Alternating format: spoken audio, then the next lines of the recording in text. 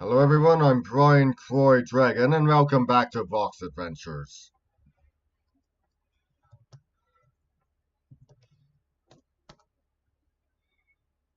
Well, that's longer than I'll be recording for, so we're not going to be doing a boss today.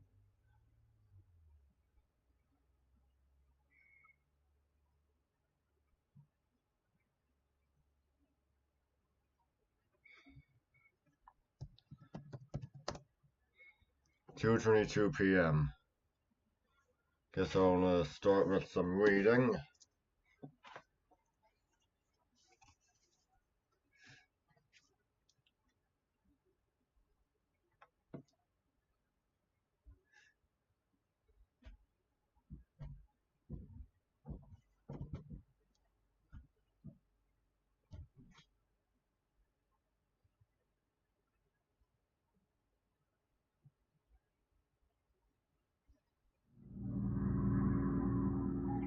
Hey,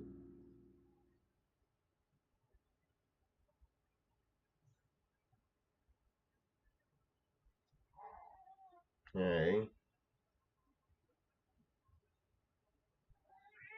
hey.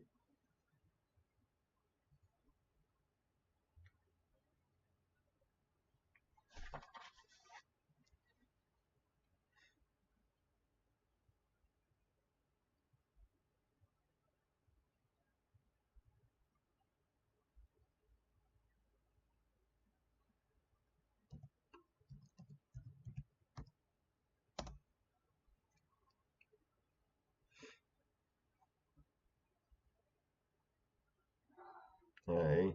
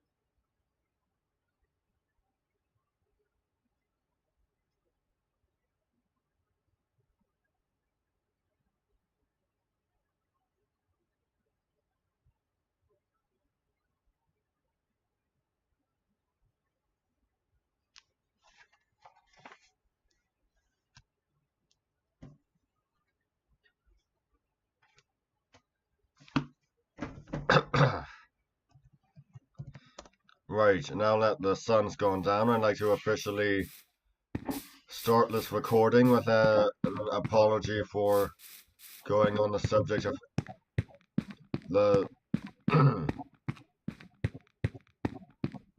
stereotypes about the appearances of ethnic groups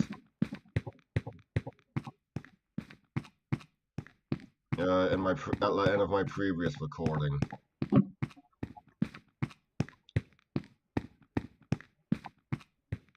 If I offended anyone, I'm really sorry.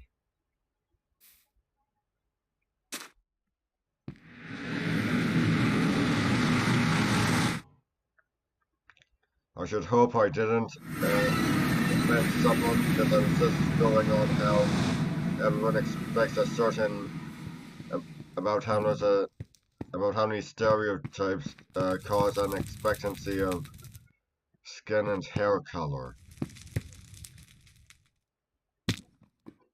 with certain groups. But if I did offend anyone, I'm sincerely sorry.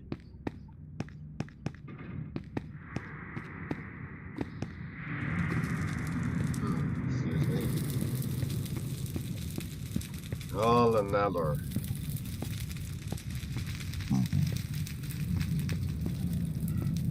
If this 2.5 hour recording is basically just me trapped in the Nether, lost in the Nether, whatever,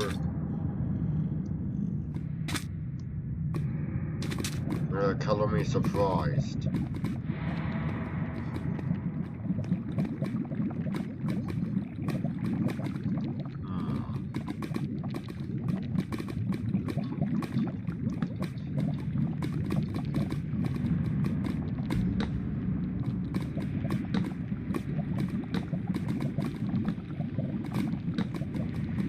Can I make it across? We shall see.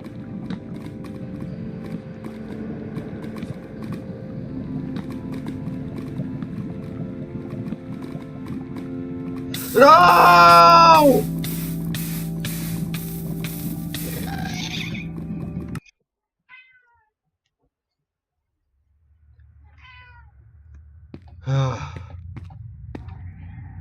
Well, that was a short visit to the Nether, wasn't it?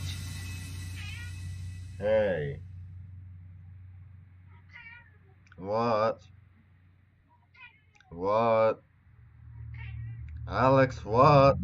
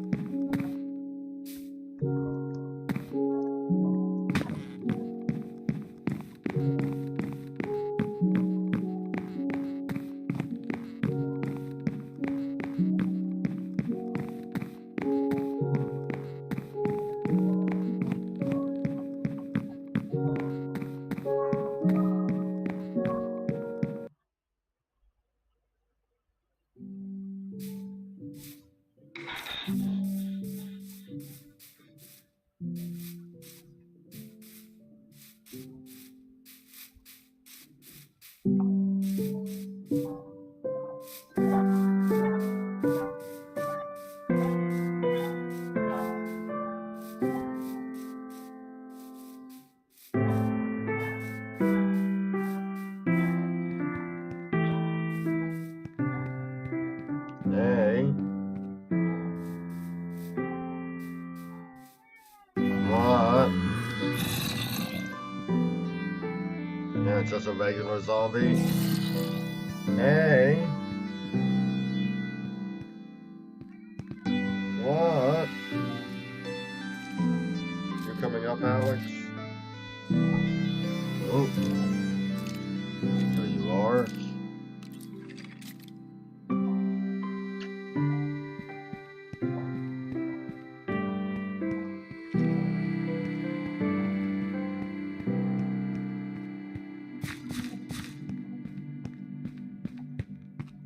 For a minute, I thought that was a tuxedo or something.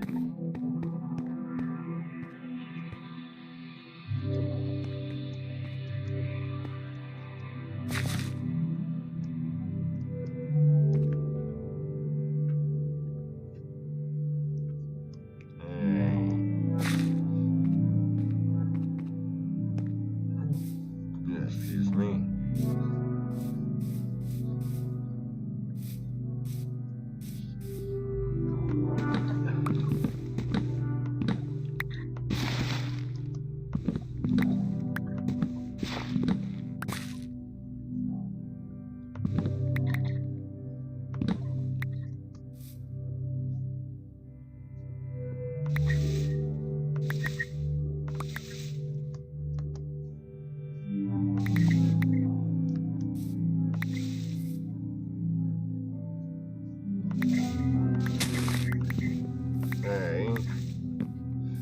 Good boy, kitten.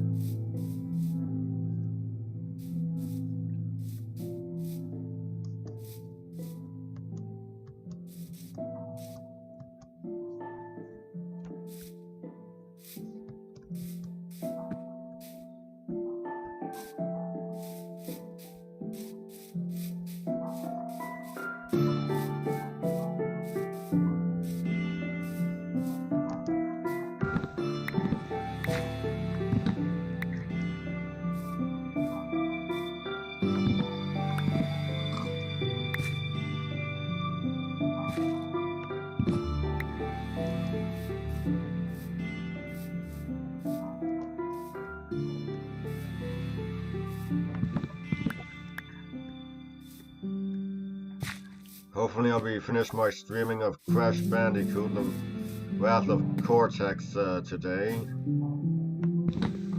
mean, I've only got the one level left, and that's the the final boss level. Whether I actually beat it is another question. Hey.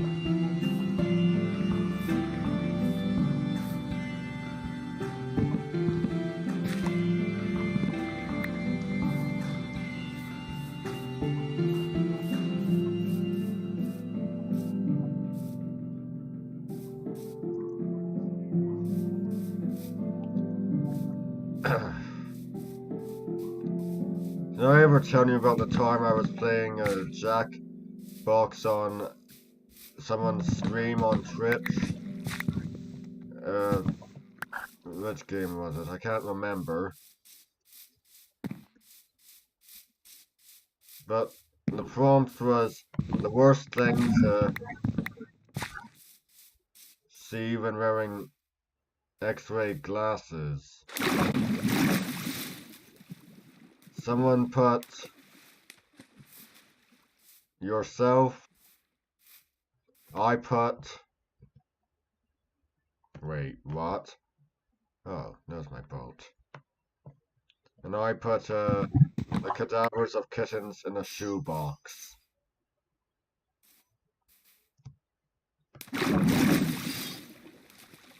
That is naturally the worst thing. So naturally I won.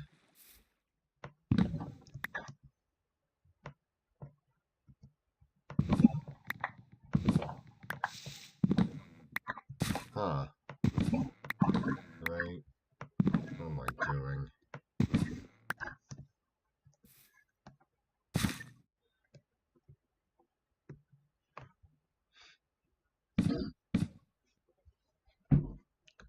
And there goes Alex.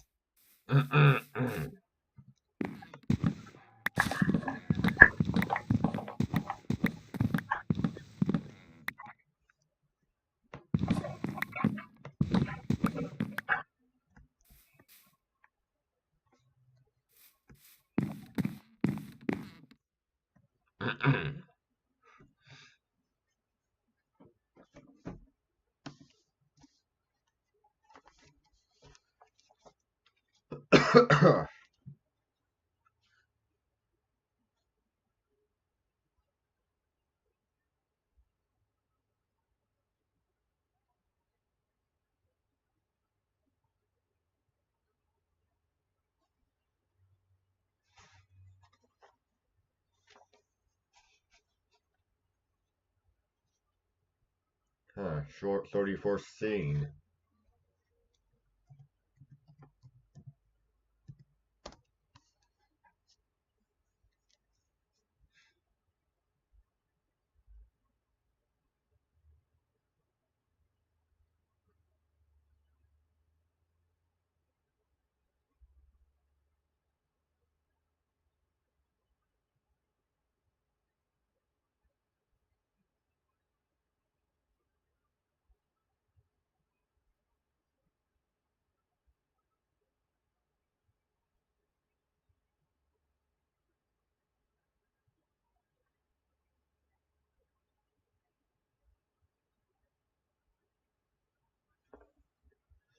Ugh.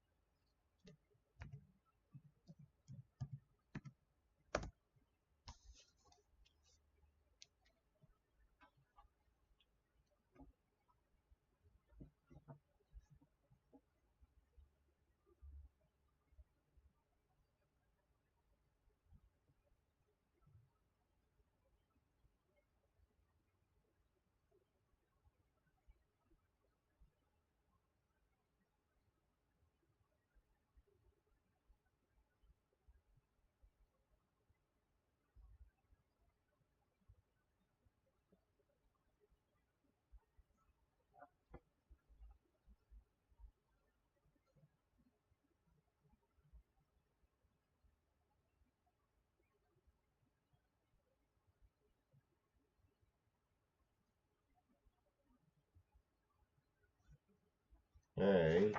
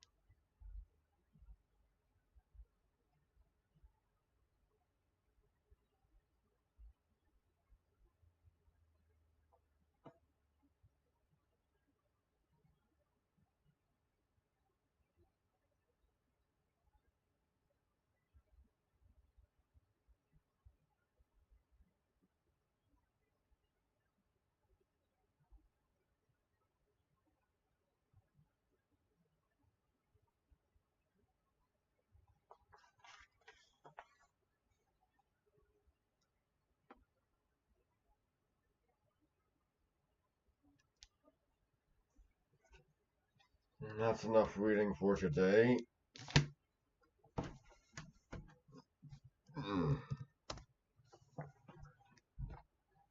No, 4:53 p.m. That's perfect. Hey.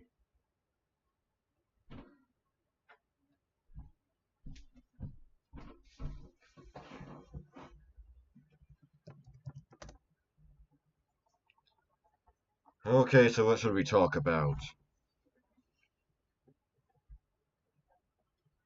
We only watched Don Giovanni on Saturday. Finished the second season of Merlin on Saturday. Watched The Greatest Showman yesterday. Began the third season of Merlin yesterday.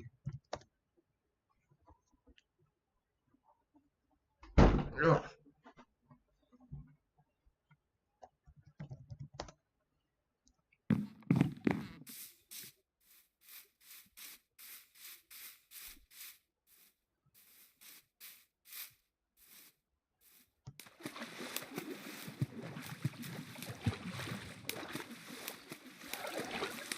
I'm starting classes again tomorrow.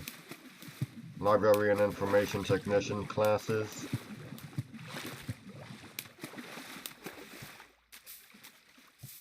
Tuesday and Wednesday, and given my schedule, it looks like I won't be recording on Tuesday. I'll be able to record on Wednesday, maybe even stream for a short while, a very short while on Wednesday.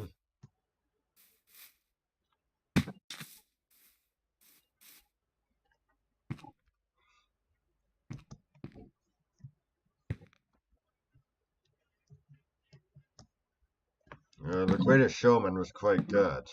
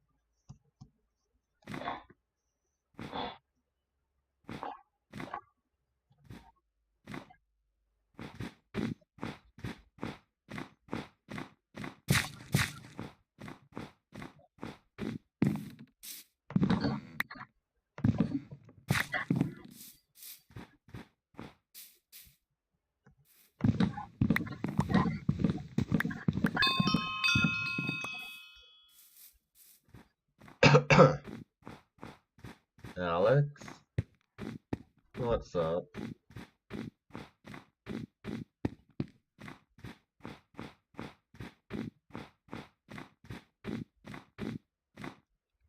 The Born and McGrady Circus has had many, well, maybe perhaps not exactly many, but I know at least two movies about it. The Greatest Showman and The Greatest Show on Earth. Of course, The Greatest Show on Earth is set way after the time of Barnum and Bailey.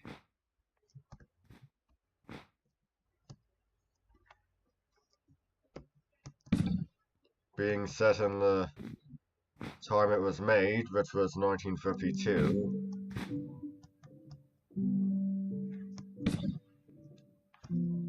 And Barnum was in his 60s when he started the circus.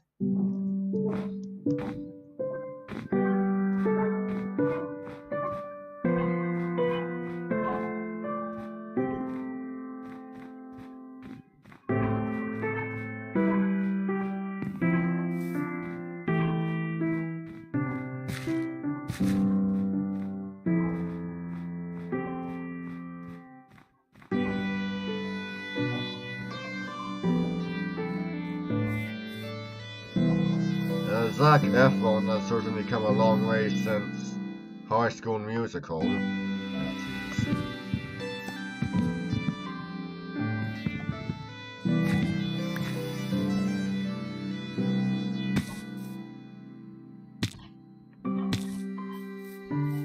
He was quite good in Me and Orson Welles,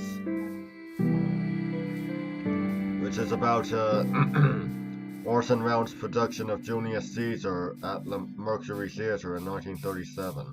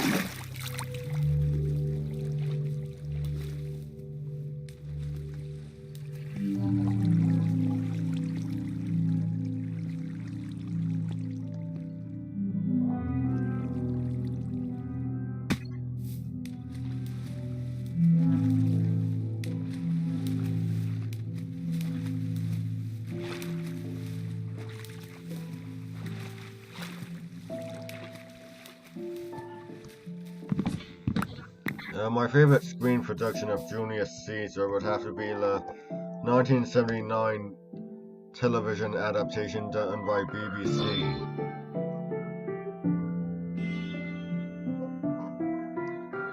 It's a great play, and BBC's 1979 production is simply phenomenal.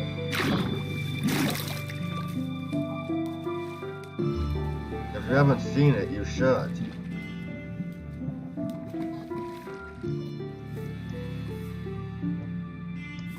But I suggest working your way up first, and that would entail starting with the Shakespeare the Animated Tales episode.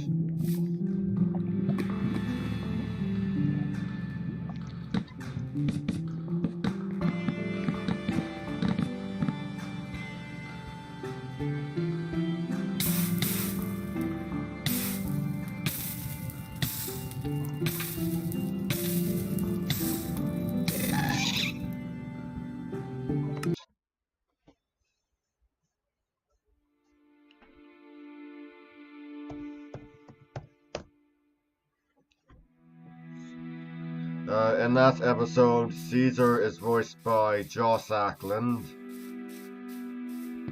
Brutus is voiced by David Robb, and Mark Antony is voiced by Jim Carter.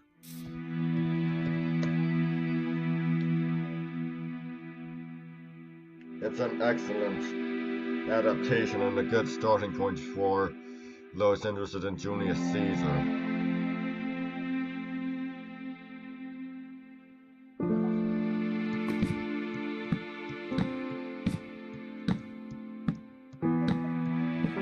The Shakespeare play, I should say. Yeah.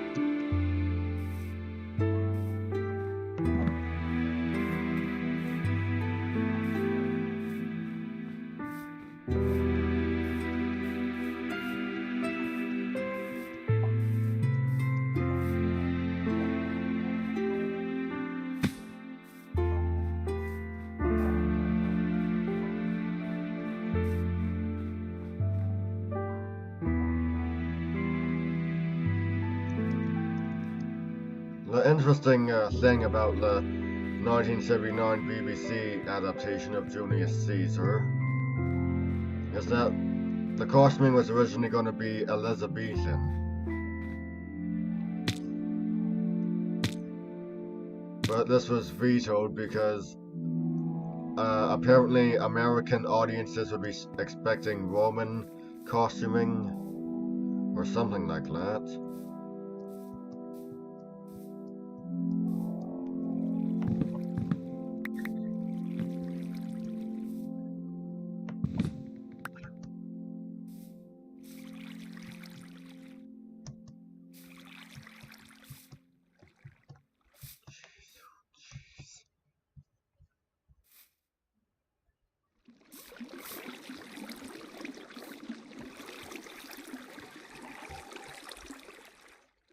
Of course, how about we take a look at what we've had in the years since?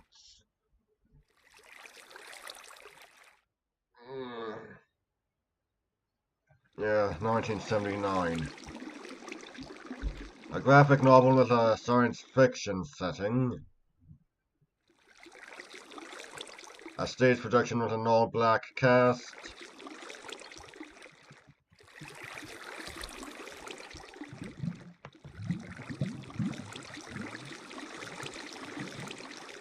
And a stage production with an all-female cast.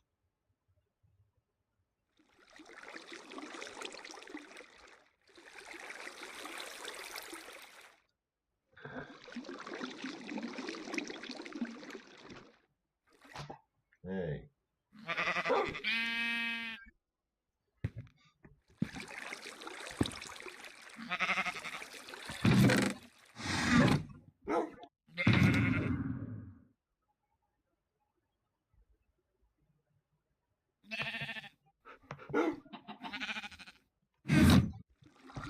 Well, all those other ones are kind of mundane compared to the science fiction one, doesn't it?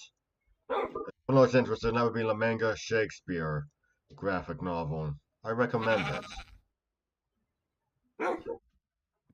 Alex. Hey. I'll be right back. Should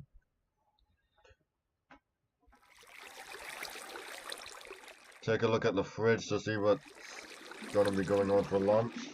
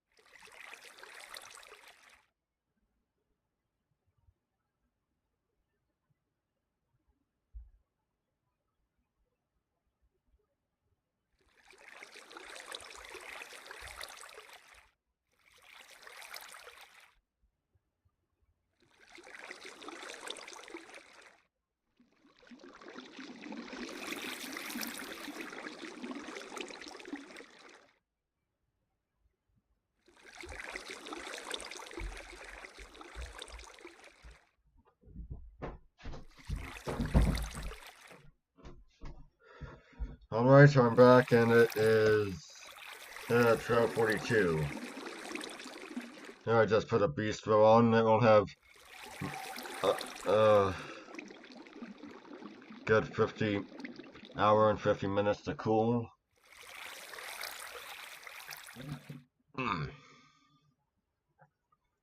Now, if Shakespeare the Animated Tales episode of Julius Caesar's The Starting Point, then the next point would be the 1970 screen adaptation that had John Gielgud as Caesar and Mark Antony as played by Charlton Heston.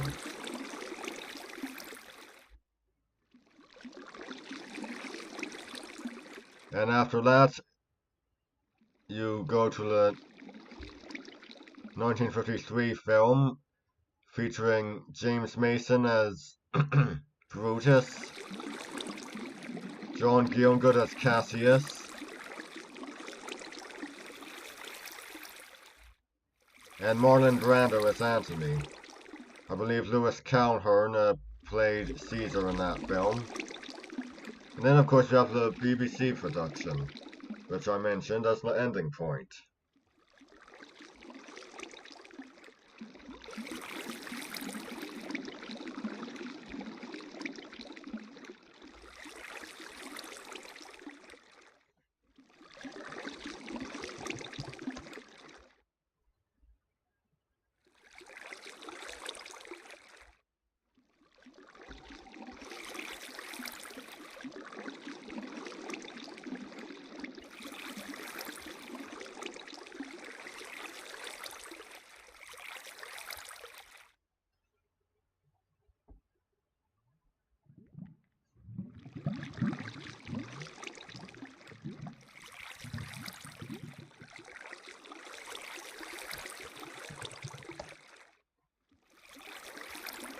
If there's a Shakespeare the Animated Tales episode, always use that as your starting point. Always.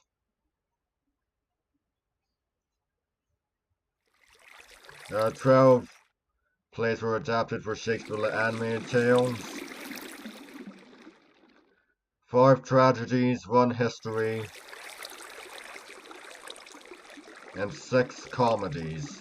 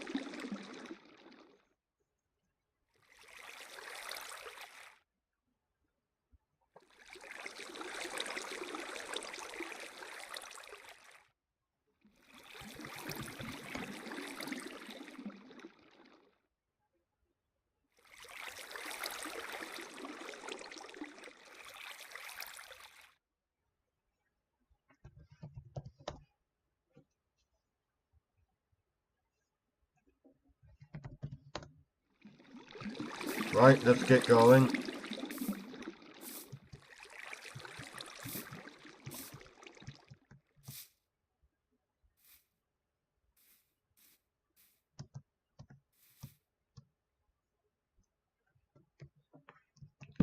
I wish I could tell you what exactly the beginning and ending point would be for Merchant of Venice, but I've only seen the one screen adaptation and I really own the one, that one, and that would be the 2004 film with Al Pacino as Shylock.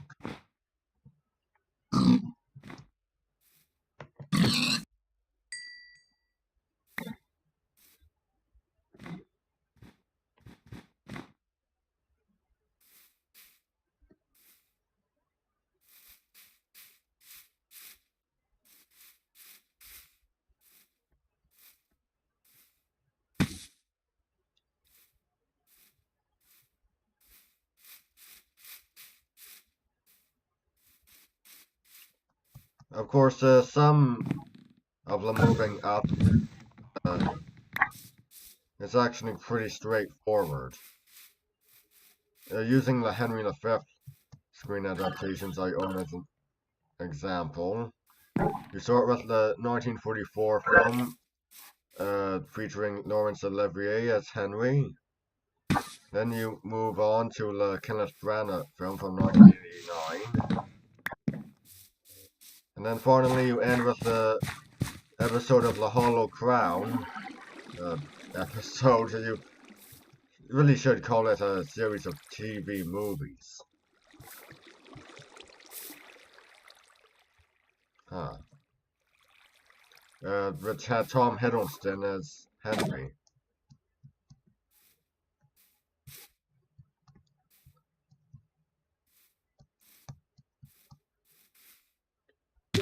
But that doesn't mean you skip the previous movies in The Hollow Crown. Because those have vital plot points. Watch Richard III, watch Henry IV Part 1 and 2. Do not skip anything. You need to know how exactly everything got there.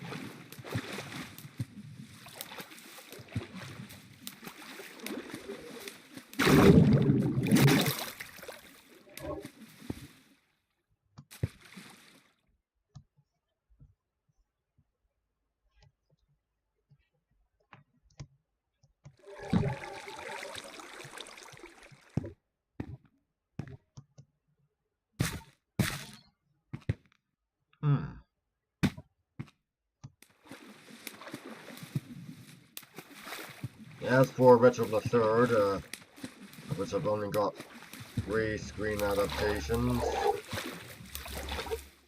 you start with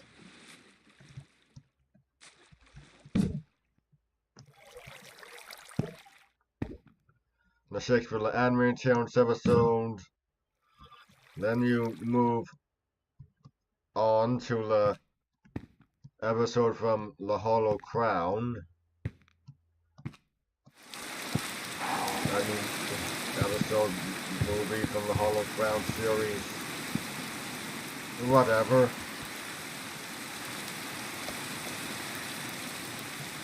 And then you end with the Laurence Olivier film. Now, I'm sure there are better, longer adaptations of the Laurence, of Richard III than the Laurence Olivier film.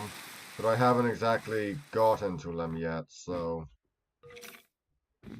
that's exactly it for now.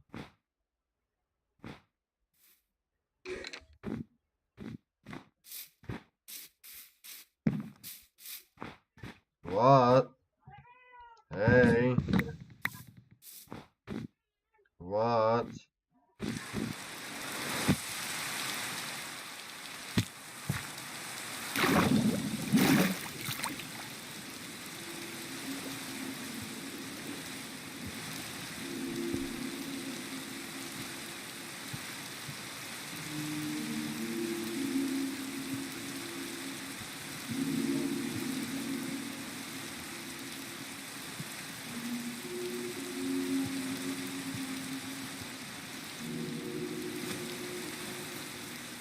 Now, again, keeping with the short, with the films that I don't have, the adaptations I don't have many of. If you were to do Othello, again, Shakespeare the Animated Tales would be the starting point. After which you'd move on to the Lawrence Olivier film. Not that he directed it, but he did star in it.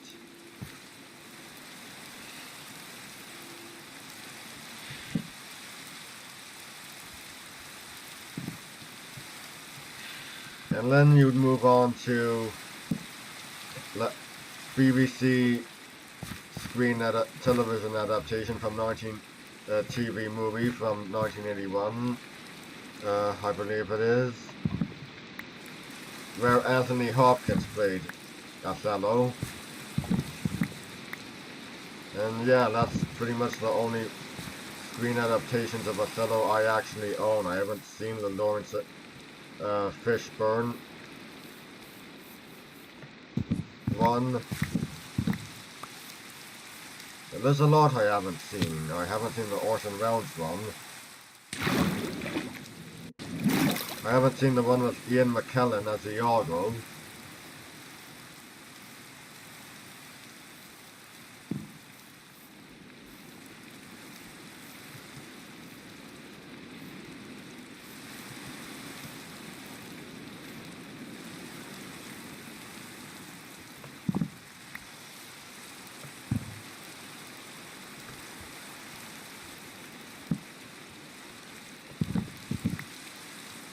Now, as long as we're on the subject of Othello, I'd like to point out that, yes, wearing makeup is, a white person playing makeup to play Othello is no longer acceptable. I mean, that's the reason why the Patrick Stewart stage production had Othello as white and everyone else as black, showing that prejudice is universal and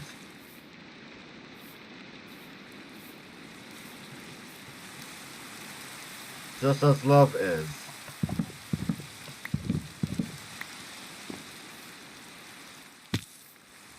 Black people may be prejudiced to white people just as white people may be prejudiced to black people, and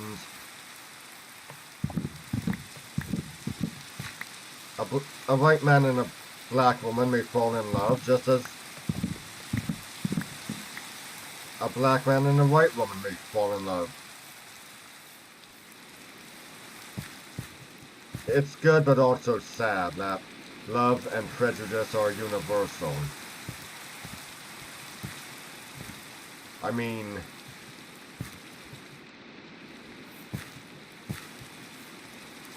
I don't want to get kind of heavy here, but if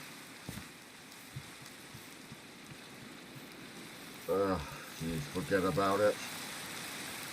I don't want to get heavy and accidentally offend someone. Actually, it's not that offensive, just saying that if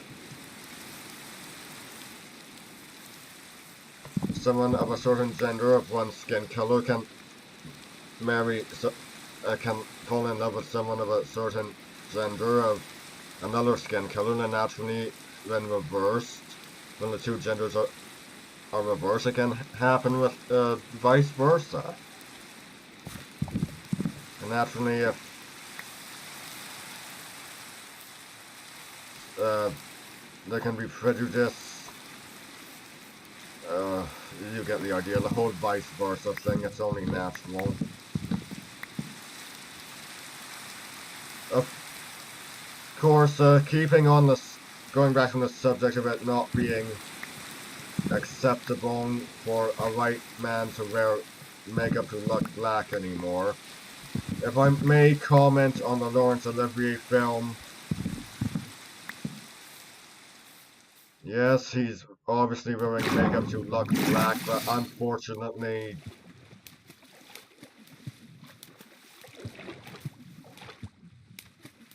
well, that was basically the thing of the time, but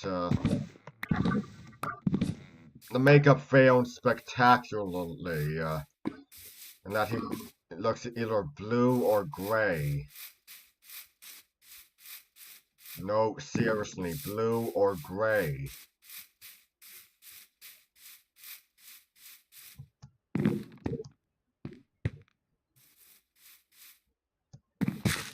I mean, yes, it was the standards of the time, but keeping in mind with the standards of the time, that's just, um,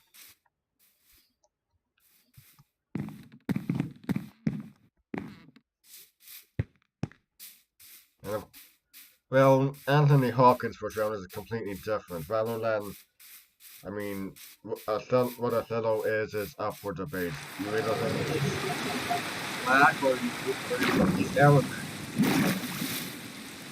So, with Anthony Hawkins, it was less about the makeup of looking black, but look, him looking brown or Arabic.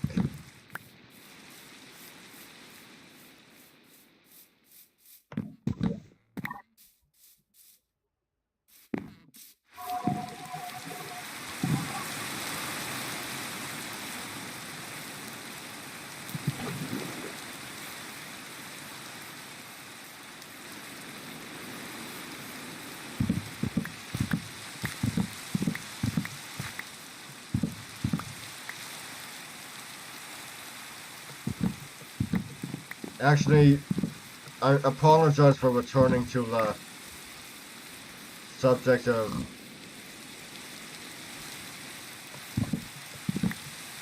stereotypes about ethnic group appearances, but Bars, who was,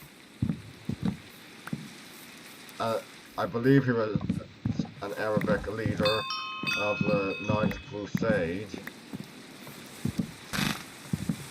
Actually, for all I know, he could have been the sole Arabic leader.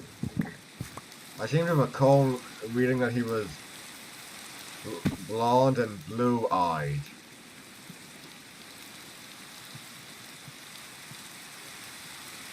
However, on the other hand,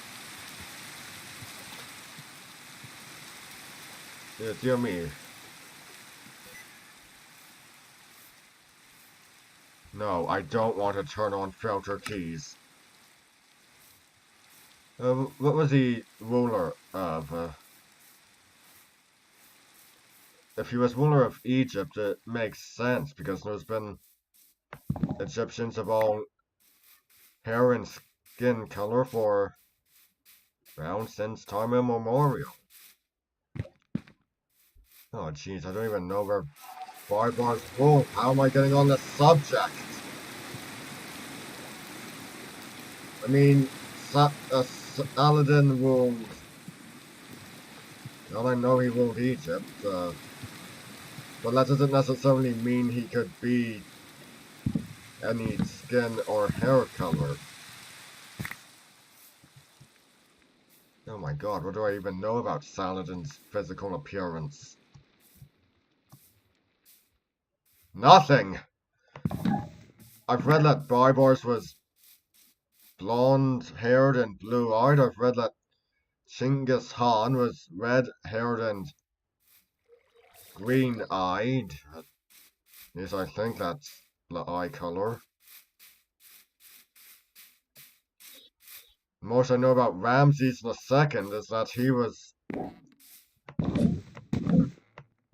red-haired. I've no idea what exactly the deal of his eye color is.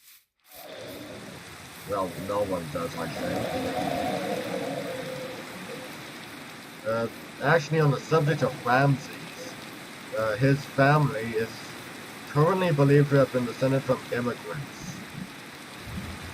And with the belief of him being light-skinned, as I've said, you've had all manners of people of all manners of hair and skin color in ancient Egypt since time immemorial.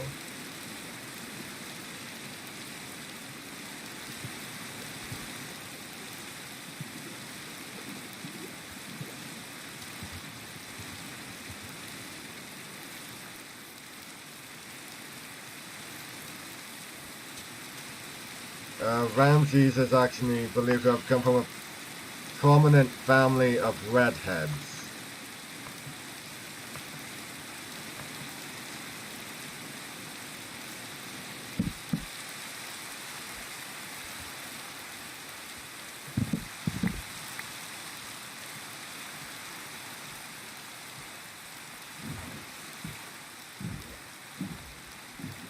Of course, if that one black hair on Merneptah's mummy is any indication, I said Nofret II, who apparently was not Ramses' sister. None of his wives were his sister. Of course, some of his daughters were. Still incest, but that's a different type entirely, and still not acceptable today. What?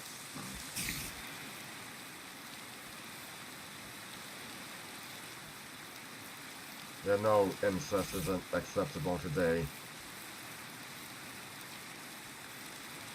If the black hair on Merneptah's mummy is any indication, I said Nofret was probably black-haired.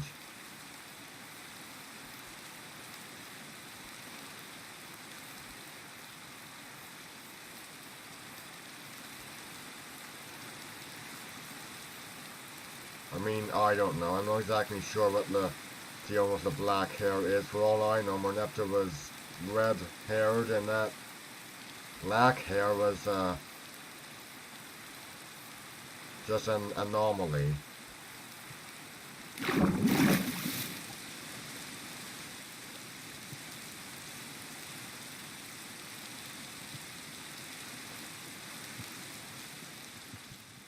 Oh, jeez. Oh.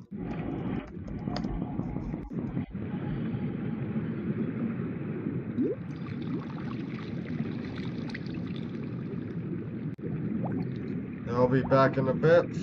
Well, not exactly that long of a bit, but in just a moment.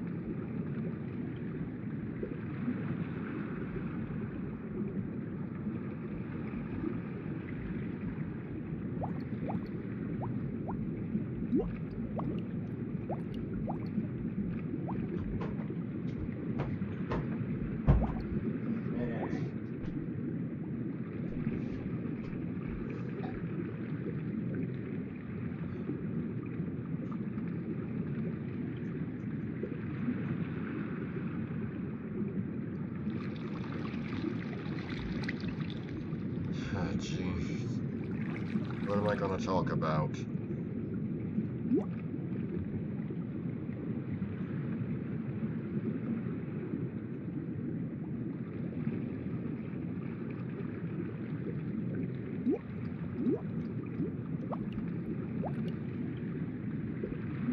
Actually, a good,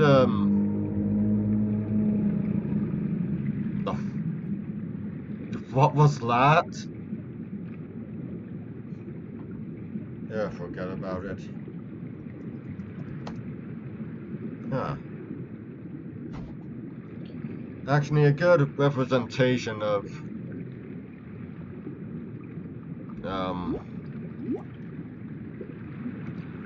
Egypt having people of all sorts of skin and hair colors, well, maybe not exactly that,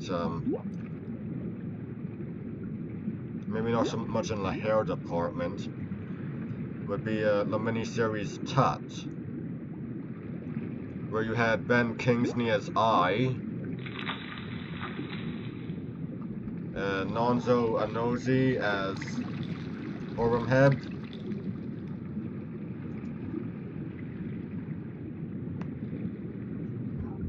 excuse me while I open up Firefox to really get the facts right.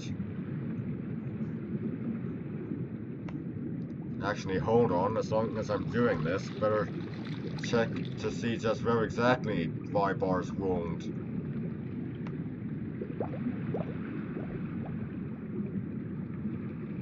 Fourth Sultan of Egypt in the Mamluk Bari dynasty. Okay, so maybe that does make the hair and eye thing actually does make sense.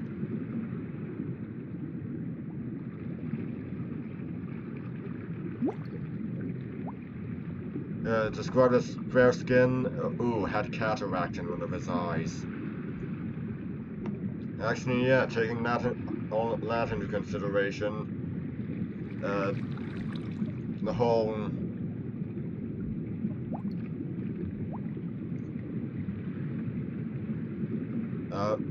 Turkic Kipchak origin. Again, people of all skin and hair color have inhabited Egypt since time immemorial, so yeah. Okay, back to Tut.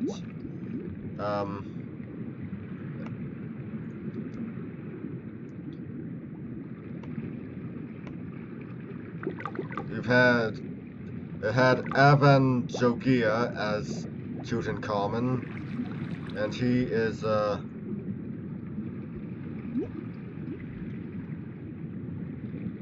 his father is British Indian and his mother is British German.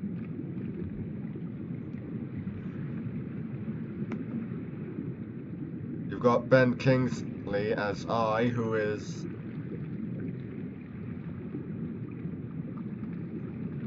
well, half Gujarati, half British. You have Nonzo Anozi, who is British Nigerian. And you have Silas Carson, who is English, as Akhenaten. So again, actually pretty neatly reflects how Egypt actually was.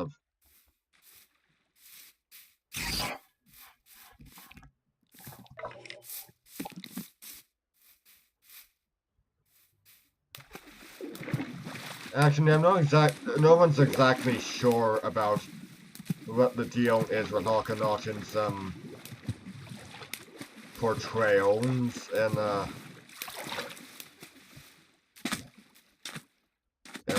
artwork of his reign.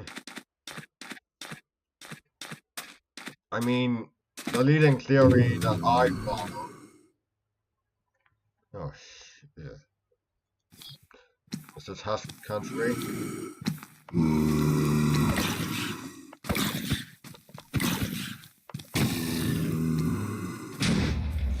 Yeah, isn't this ironic? I'm talking about ancient Egypt, and here we've got mummies. Oh, jeez.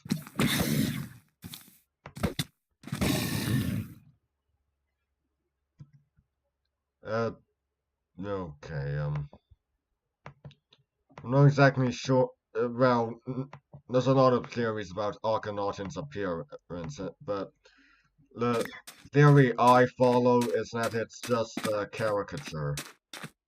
An only form of caricature.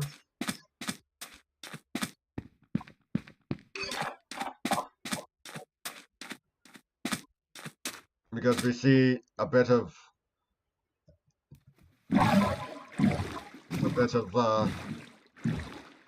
an extended cranium in his mummy, so, well, which is actually just a bit of bones. But in the skull, we certainly see an extended cranium, so, yeah, to me it seems like Akhenaten's appearance in the art of his reign was just caricature. An early form of caricature.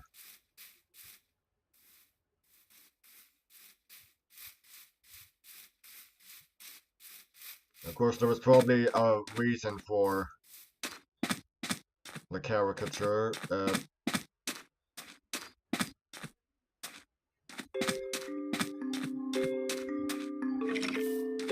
mean, on the one hand, the art was more naturalistic than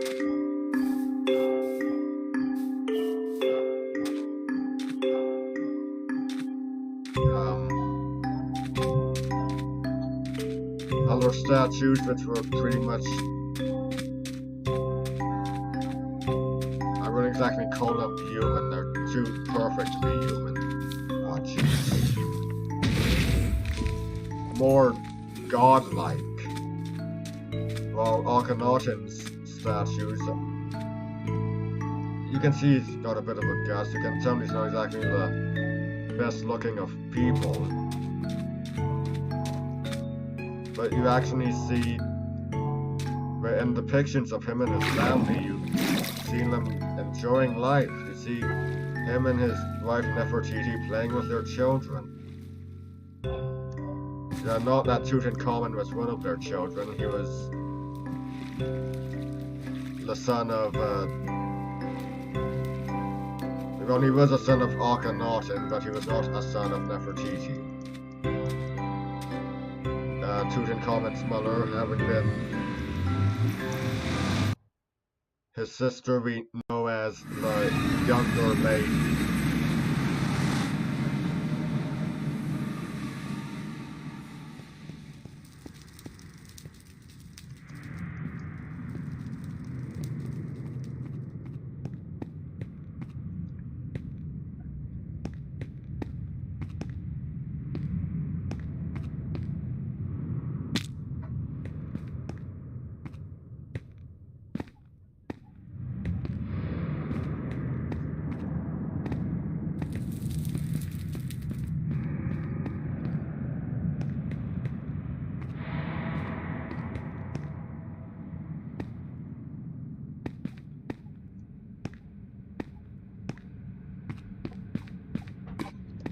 What exactly Ai's relation is to Akhenaten, I'm not exactly sure.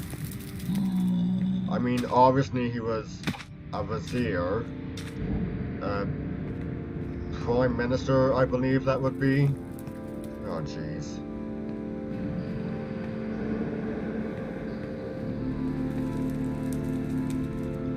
But there are those who believe that Ai was the father of Nefertiti. So he could have been Akhenaten's father-in-law. Yeah, but don't quote me on that. There are people who believe he was, there are people who believe he wasn't.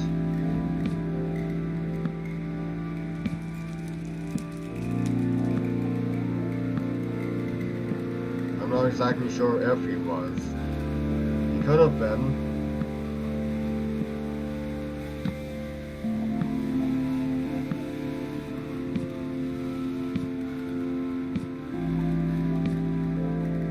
Of course, we know for a fact that I did not murder Tutankhamun.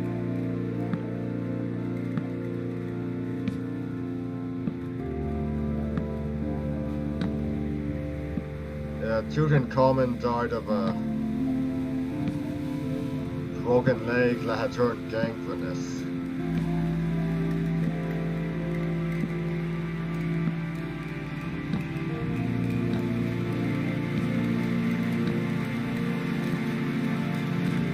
And despite his frail appearance in the club, he was apparently quite active. To the point he was even a soldier, so he could have very well have gotten a broken leg during a military expedition.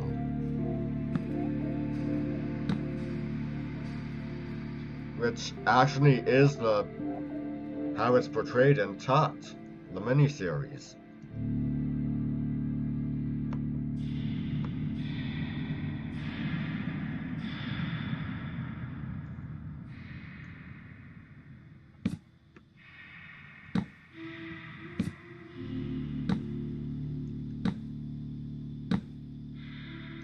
You know, it's strange. I've never seen hold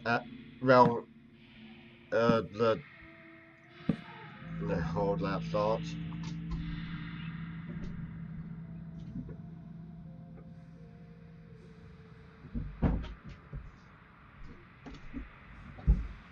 Okay, now as I was saying, I've never seen a portrayal of Akhenaten that tries to make him, I mean, like a live action portrayal. It's pretty easy in animation.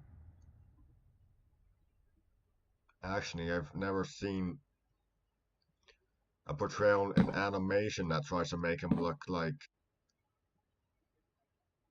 What the hell?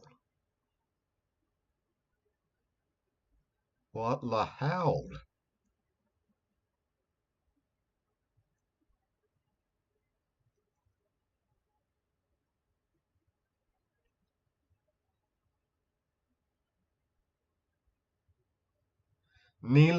I've neither seen a portrayal of Akhenaten in live action or in animation that attempts to make him look like how he was depicted.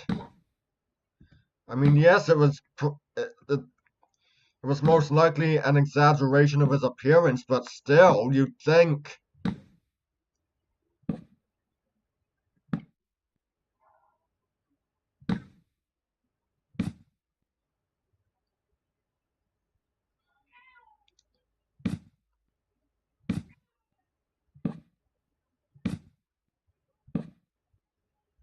That's just bizarre.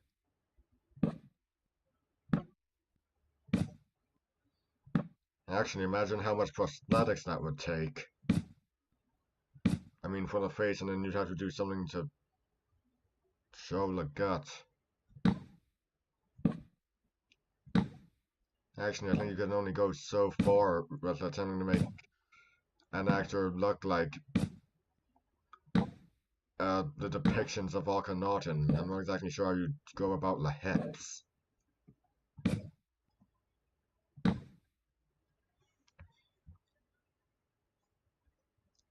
But moving on to something, I mean, it's kind of on the same subject. As I mentioned with Ramses being red-haired, that was discovered in 1994. The roots of the hair on his mummy, they're still red.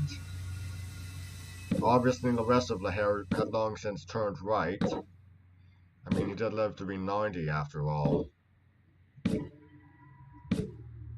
Oh, jeez. But I've never seen. Okay, let me rephrase that. I know of one portrayal of Ramses that does portray him with red hair, and that's the animated series The Princess of the Nile, which I have not seen. I've seen the trailer to. That series is from the 90s. That's long ago. Well, not that long ago, but long ago for some of us. Not me exactly. I believe in 1998. I was about 6 years old at the time. But yeah, from the eyebrows I see of Ramses in the trailer, it actually portrayed him with red hair.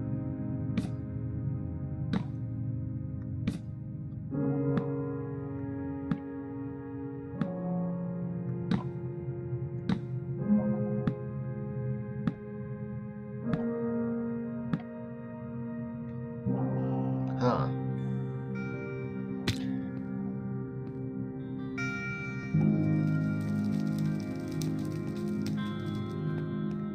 That's the only portrayal I know of Ramses II. Well, yeah.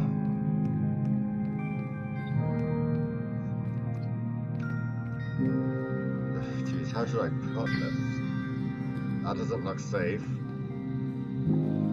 Well, the red hair is acknowledged in Christian Jacques Ramses series, which is a book series. A regular book, not a graphic novel. But in the visual medium, the Princess of the Nile is the only portrayal that I know of that acknowledges Ramses had red hair.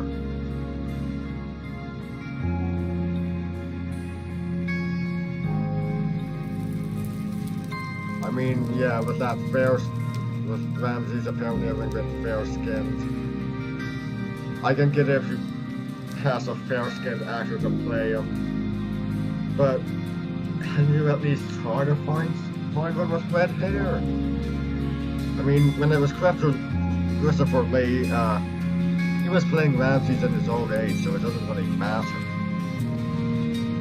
But Exodus, Gods and Kings, Joel Edgerton, or whatever his name is brown-haired, so... Geez, how do I get on these subjects?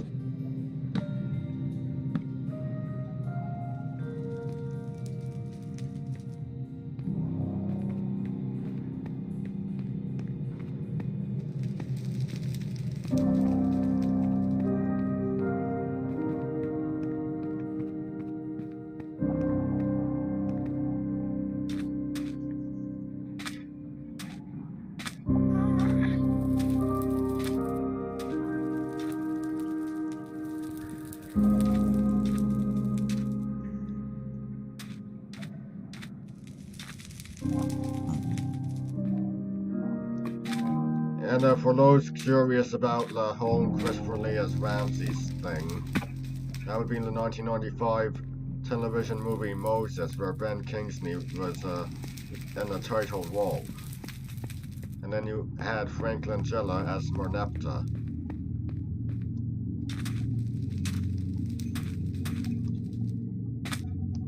I mean, whether Merneptah was fair-skinned or not is another question. As I've said with the I Said No friend not being related to Ramses, she might have been of a different ethnic group. She might have been descended from immigrants, but probably not the same group as Ramses was descended from. So she might have been of a different hair. I mean, I've already covered the hair thing, but she might have been of a different skin color as well. So, in my mind, yes, by all means, a fair-skinned, red-headed actor should play Ramses around in his youth, before the hair losing its color thing. But with the only real piece of information we have about Merneptah's what we can tell of what he was like of how he was in life was that he was black of hair. Yeah, we really have no idea about his skin color, so keeping in mind that there was all that Egypt's been home to people of every sort of hair and skin color since time immemorial, Merneptah could have been anything skin-wise. I mean, obviously with the hair, I've stated a few times already it was black, in contrast to his father's red, so...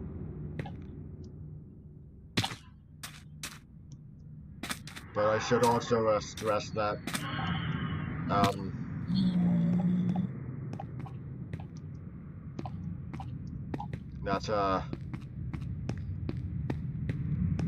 as I said, Ramses died at 90, at which point Merneptah became pharaoh at the age of 60. So by the time he died at 70, I really think his hair might have really almost lost all of its color. But if you're portraying Merneptah as a young man, definitely go for the black-haired look. I mean, obviously go for the black-haired look. The only hair on his mummy with any color is one with black hair.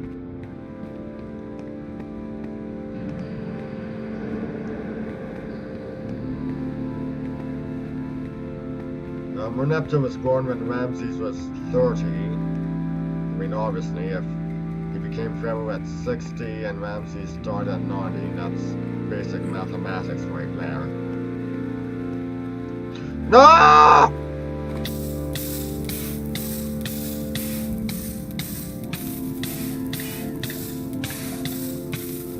Hey, how you doing? What?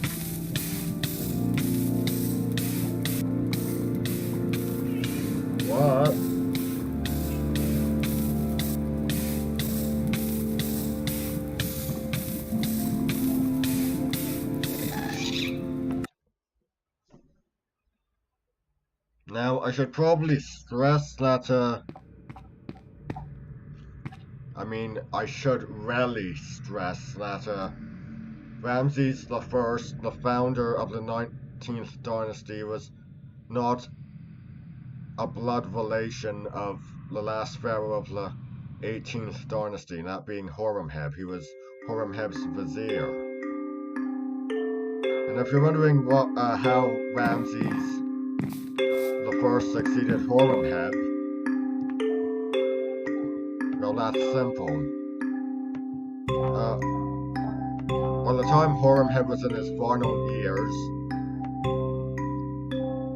he was without children, he had outlived his wives, but his vizier Ramses had both children and grandchildren, so obviously choosing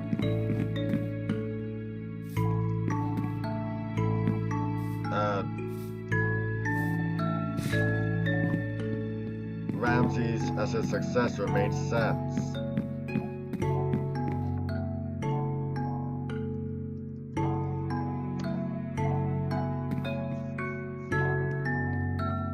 And for those who are wondering, Horemheb wasn't even there's a portrayal of Horemheb as an illegitimate son of Ai. Whether he was or not, I have no idea. No one does. It was probably just something made up for that portrayal, in all honesty, because Horemheb was a commoner who worked his way up to rank of general. Tutankhamun named Horemheb his heir in the event that he died without issue. His and Oxenomen's daughters were stillborn. And actually, I should probably stress that Oxenomen was his paternal half-sister, and as well as his cousin, due to that little fact about Tutankhamun's parents having been brother and sister.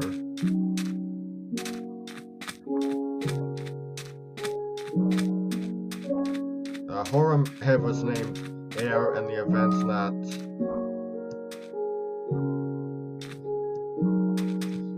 Tutankhamun died without issue, which, as we all know, he did. But while Horemheb was away on campaign in Asia, I snatched the throne by marrying Oxenomen, who could have been his granddaughter. Again, Egypt, you know how it was back then. Not that that's the case anymore, or there or anywhere, thank God. At least I hope that's not the case anywhere today.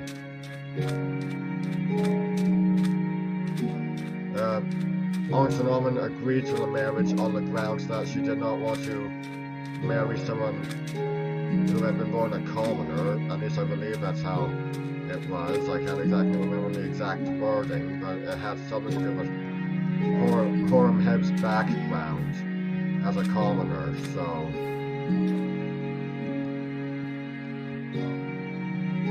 And of course, I, having been an old man,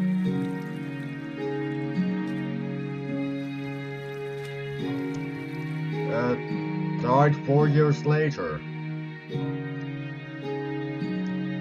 resulting in Horemheb ruling for a good 28 years. What's that?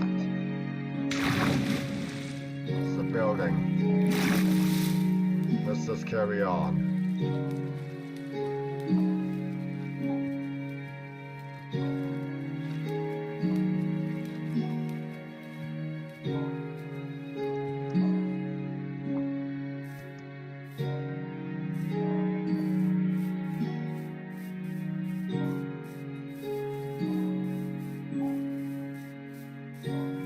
No blood to be gotten from a rabbit, so I'll ignore it.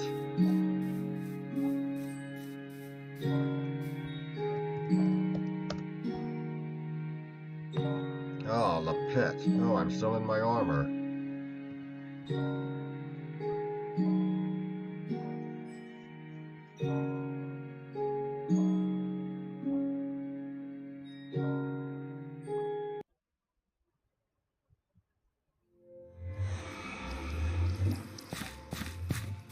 Actually, if you want to know something strange, Tutankhamun is completely omitted from the film adaptation of The Egyptian.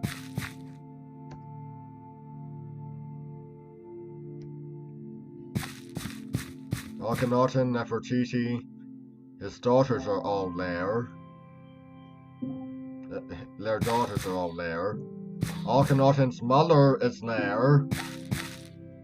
But for some unfathomable reason, Tutankhamun is completely absent. Actually, I don't recall I being in that movie either. So it basically just skips Smenkhare,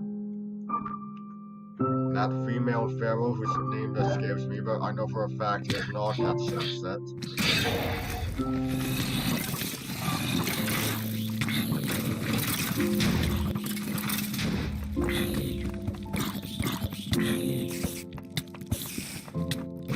But actually, I don't think she had been discovered at the time, so there's that.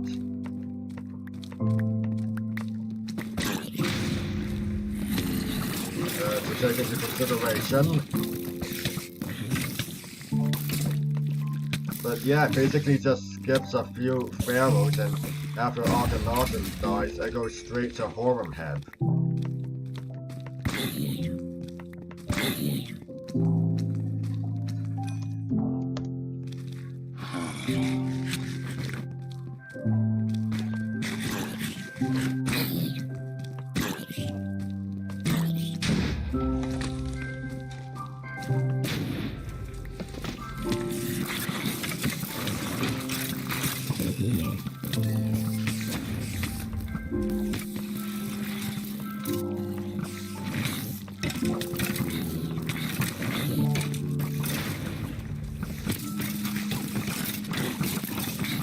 Yeah, 4 pharaohs are actually skipped over completely in that movie. Of course, it could have been before that Smenkhare and the female pharaoh, who I believe might have been his wife, were completely skipped over. I mean, not skipped over, but hadn't been discovered yet.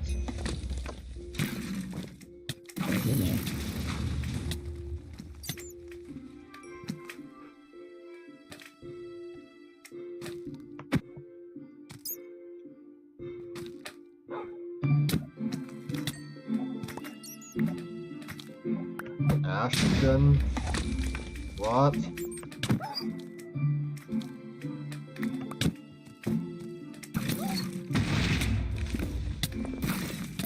What's going on here? Who's Ashijin?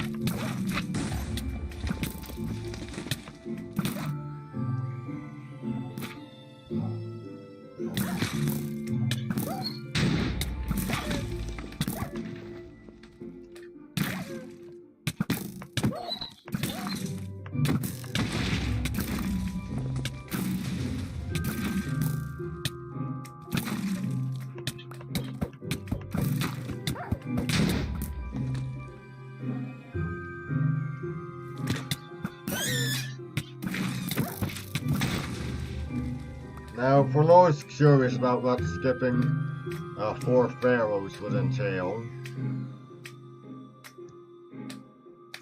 to use a Roman example, that would be the equivalent of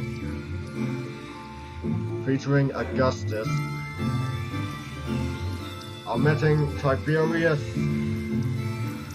Caligula, Claudius, and Nero, and then going straight to Galba.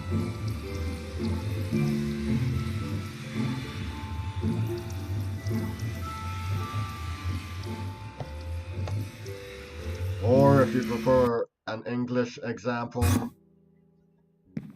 because that's the language I'm speaking, obviously. Start with Richard I, skip over John Henry III, Edward the First and Edward the Second and go to Edward the Third. Wait, that doesn't work. Wait.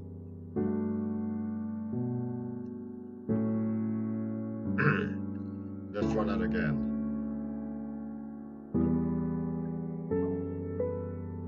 Let's try that again. Henry the Second. Start with Henry the Second. Skip over Richard the First. King John. Henry the Third. Edward the. No, that doesn't work either.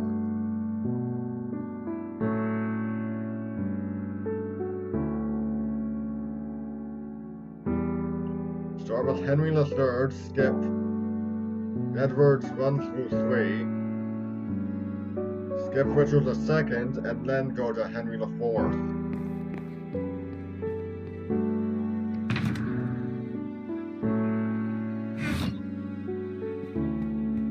Yeah, what am I doing?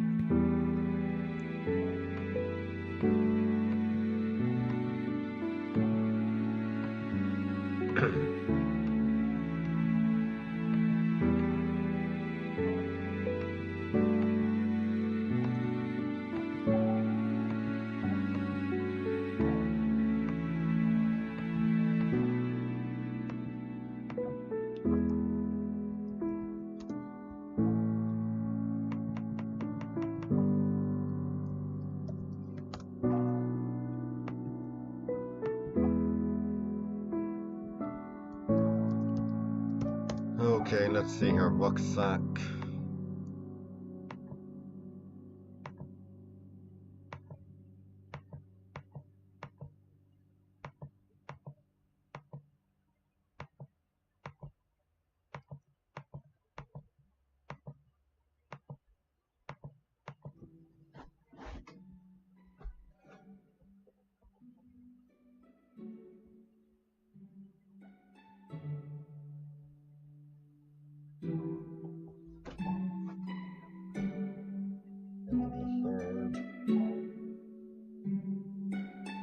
Henry the Second, Henry the Fourth, Henry the Fifth, Henry the Sixth.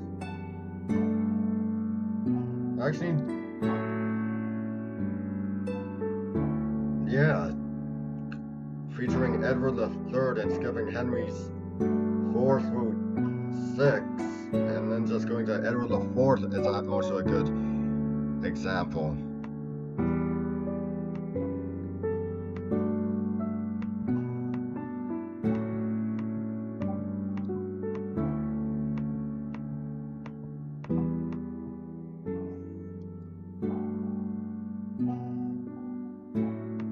Actually, if we're on the as long as we're on this subject, I should point out that the attempted 1930s screen adaptation of I, Claudius completely omitted Tiberius, so it went from Augustus to Caligula.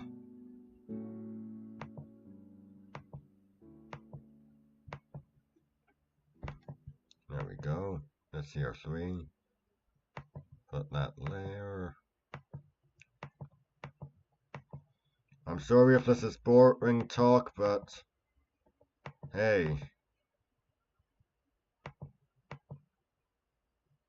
What the?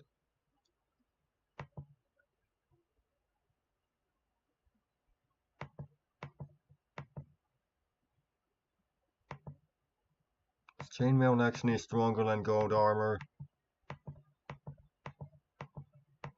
I always thought it would be the other way around. One.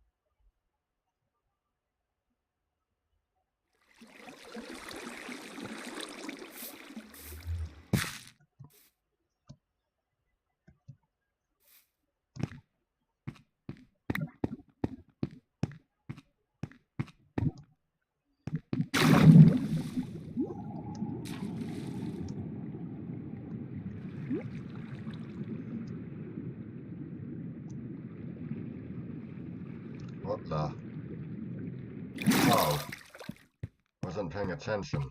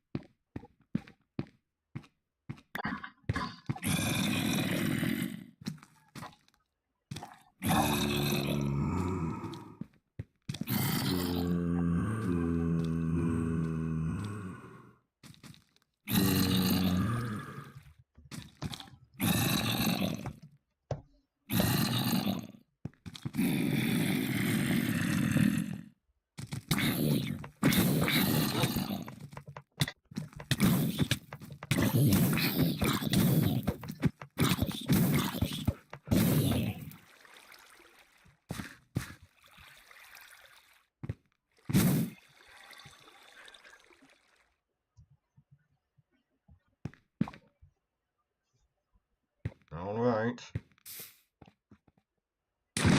Guess I'm taking on Glob's Frosty on my own. Of course, it won't be the first time I've done that.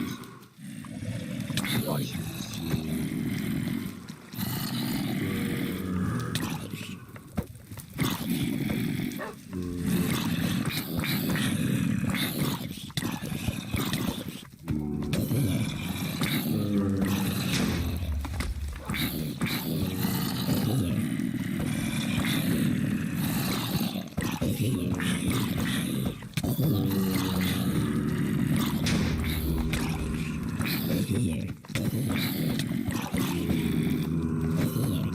Again!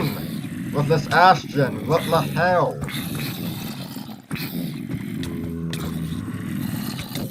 Is there something I'm not aware of?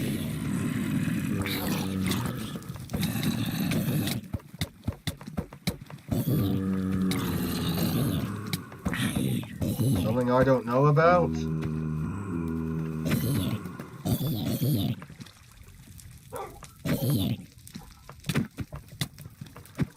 Alright, Ashijin, it's just you and me. Kiss my axe!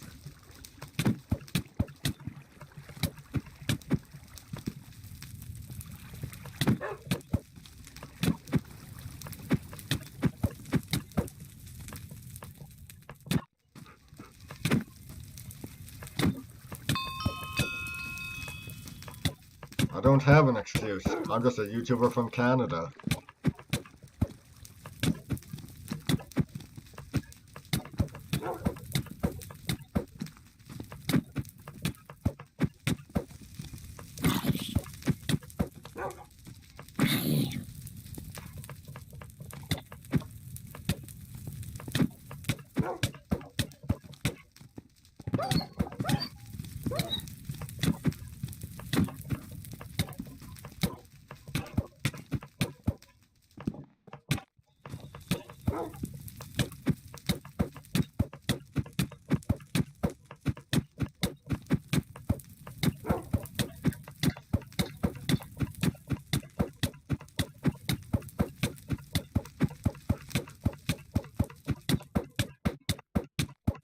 Ashijin. What's the story behind this character exactly?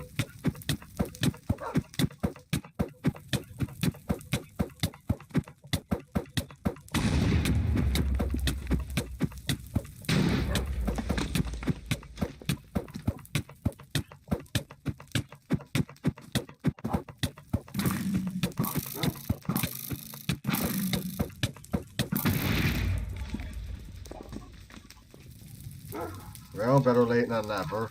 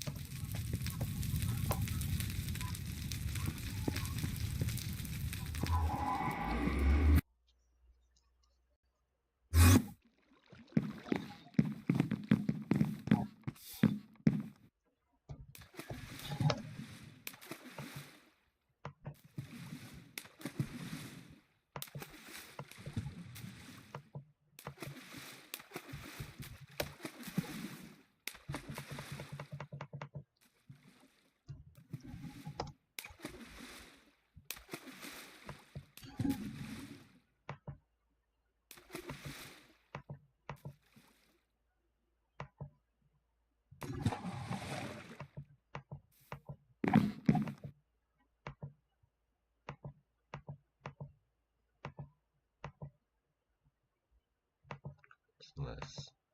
7.58.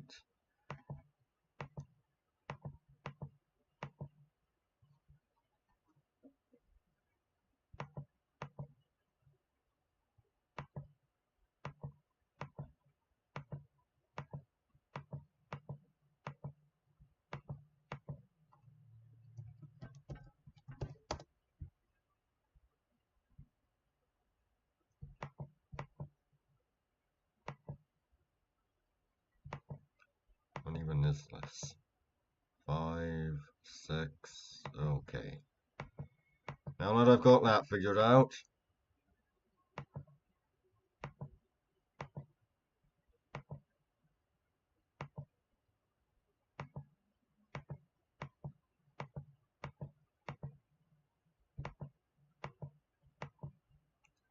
goodness sake.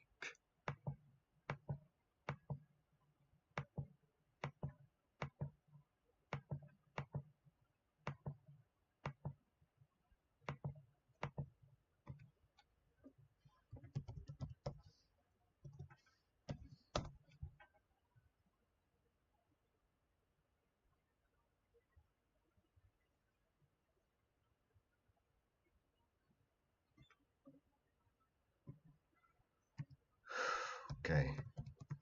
Back to the wilderness.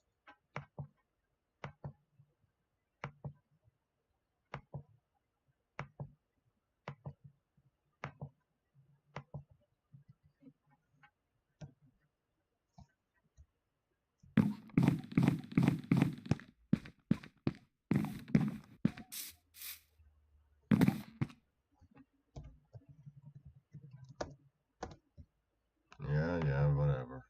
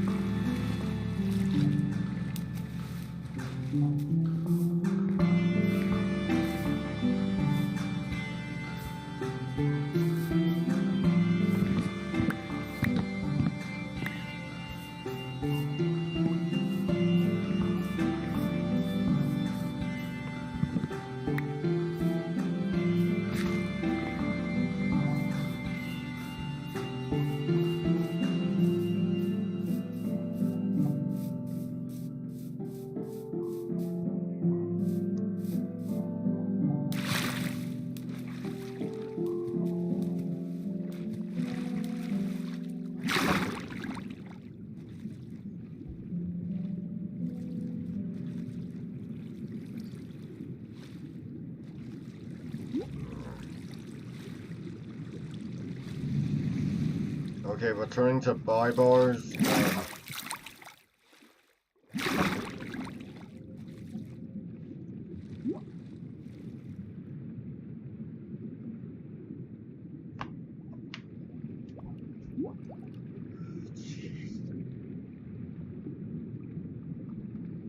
Apparently, its origin is of a nomadic group, so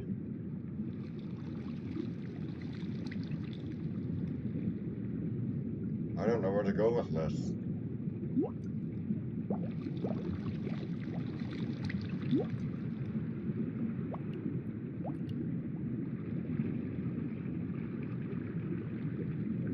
I mean, obviously he was by nationality Egyptian.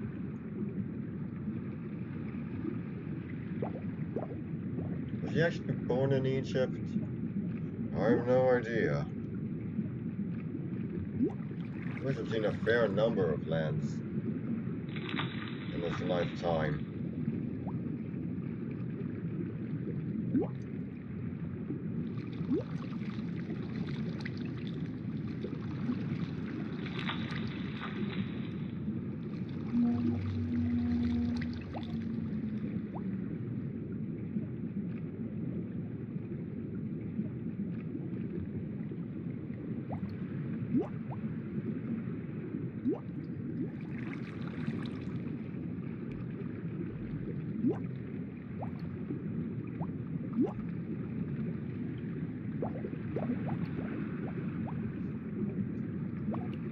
Actually, hold on. I want to look up buy bars again. Am I even saying it correctly?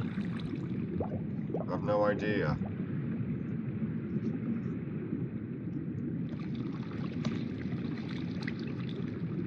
Buy bars or bay bars? Maybe it's pronounced bay bars then.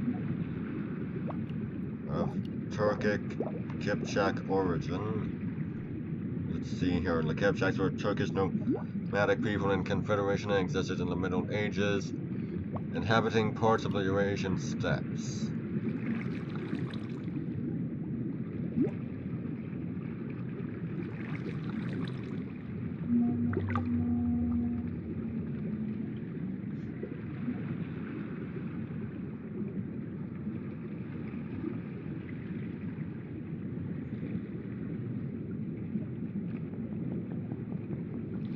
Let's see here. The Western Kipchak tribes absorbed people of Oghuz, Pecheneg, ancient Bashkir, Bulgar, and Alar origin. The Eastern Kipchak merged with the Oghuz, Kamek, Karluk, Karakatai, and Alars. They were all identified by the etonym Kipchak. Fascinating.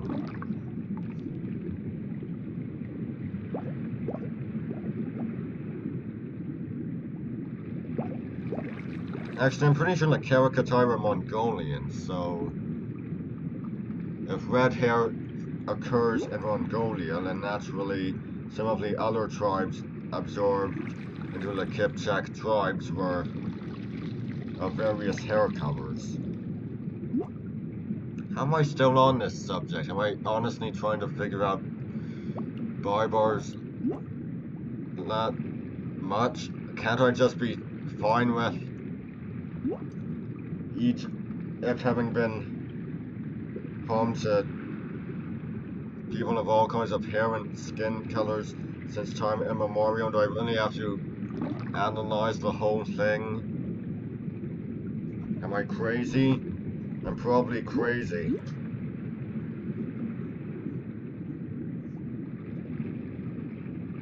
I mean, I'm fine with knowing that Cleopatra's dynasty was weak. Do I really have to go through the whole thing about... do I really have to try to figure out everything about... Oh, forget it. I'm insane. I'm insane.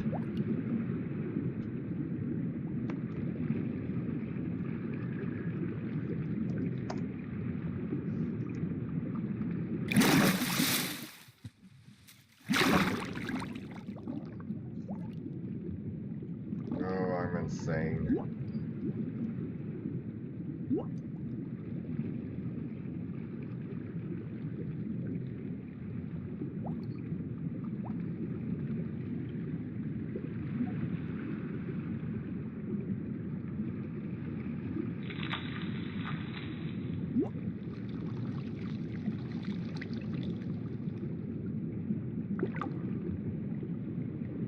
I'm not gonna question how the Kipchak ended up in Egypt. After all, they were nomadic. Honestly, nomadic means you can end up anywhere. You travel around.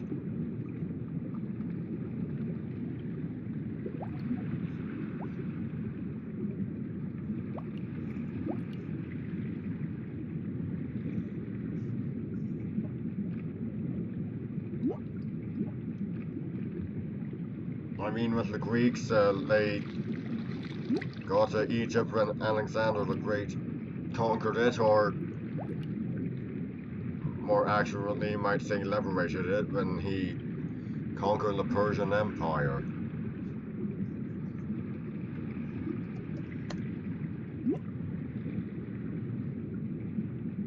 After the death of Alexander IV, the son of Alexander the Great, Ptolemy became pharaoh.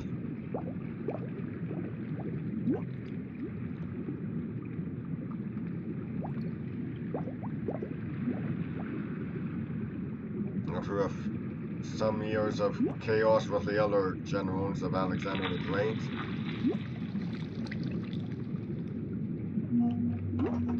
Actually, if you want to know something bizarre, the concept of dynasties didn't exist until Philip III of Macedon's time, when he was ruling Egypt and Macedon.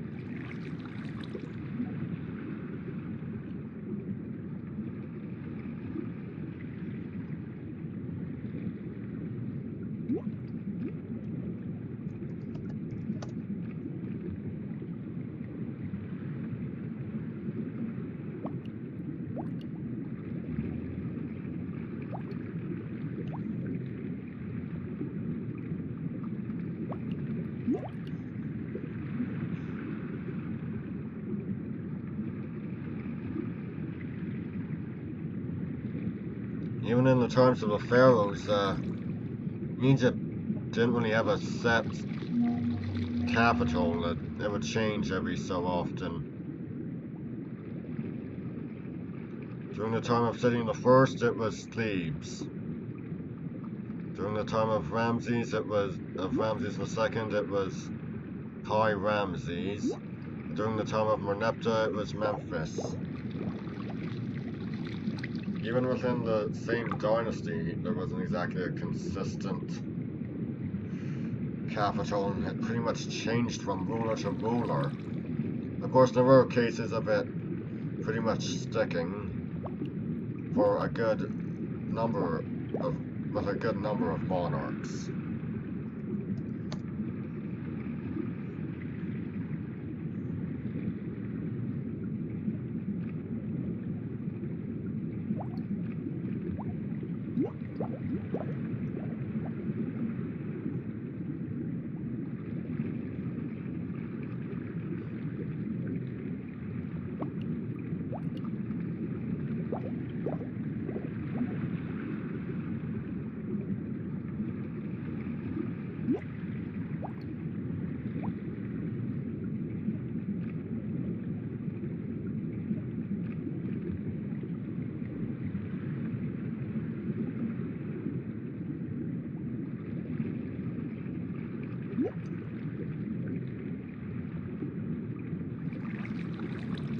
Jesus, kind of weird, isn't it?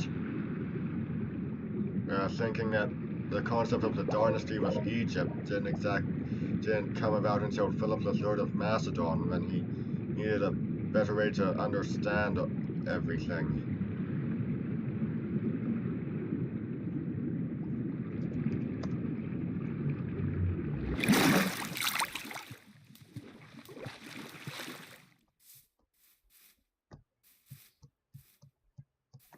I think it's time I grabbed a drink of water. I'll be right back.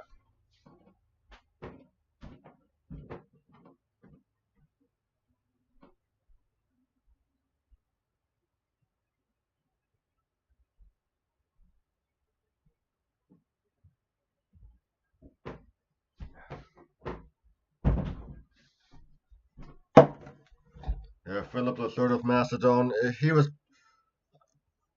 the middle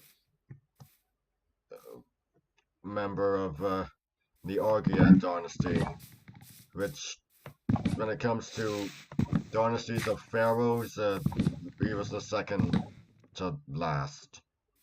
And that was the second to last dynasty, with the last one, of course, being the Ptolemaic dynasty.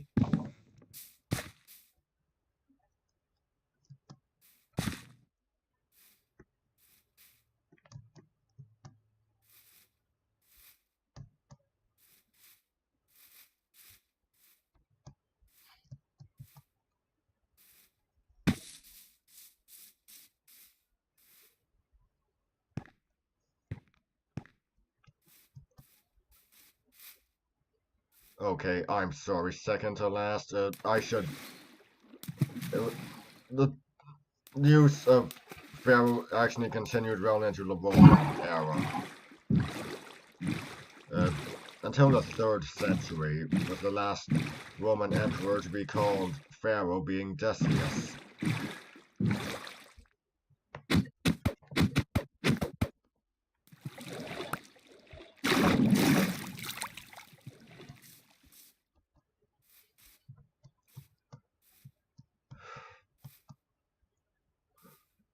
Decius didn't even belong to a dynasty. He belonged to a chaotic period in Roman history.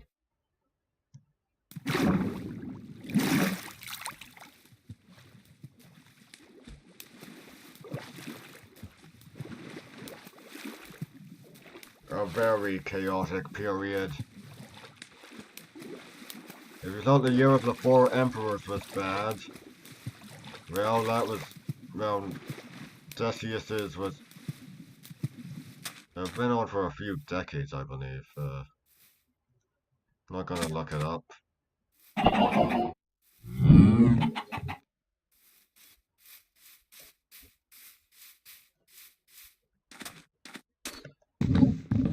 Why? Because, well, I can make progress on our little nature walk.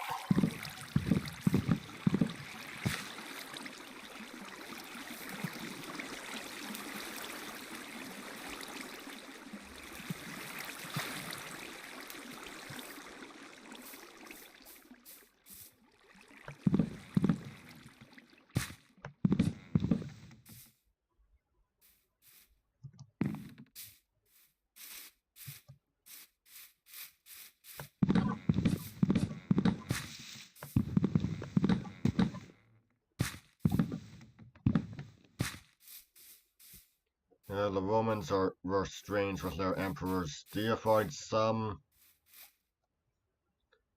condemned others who have their memories erased from public memory. And then there were those that didn't get either, and then there were those that got both. If you want an example of one that got both, well, you'd have to look at Commodus.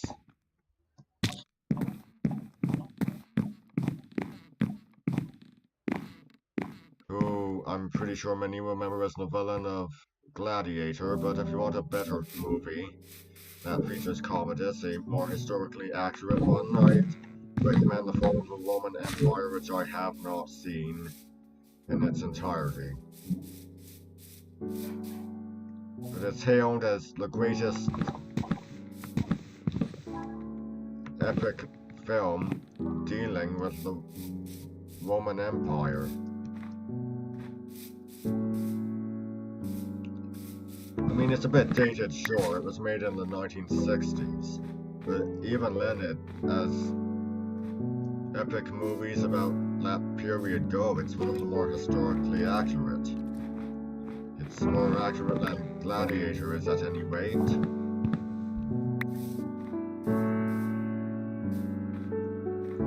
Let's just say Christopher Plummer and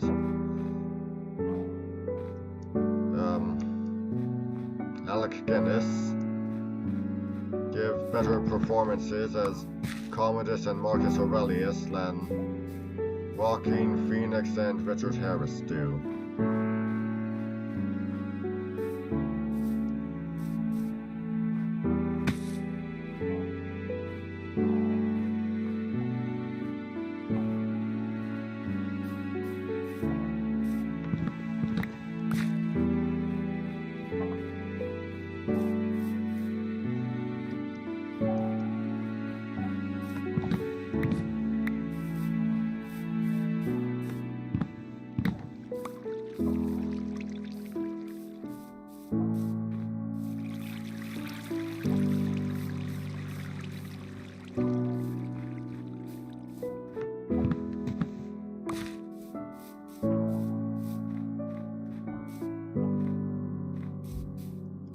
Of course, I've read a good deal about the movie, and Commodus being killed by javelin in the arena instead of drowned in his bath, well.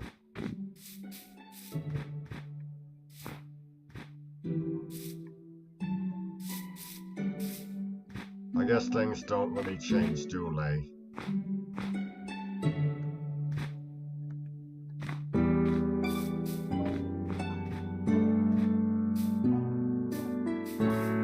Apparently, fans of epic film would rather see the villain killed in the arena, which historically he did fight in for his own amusement, than seeing him drowned in his bath.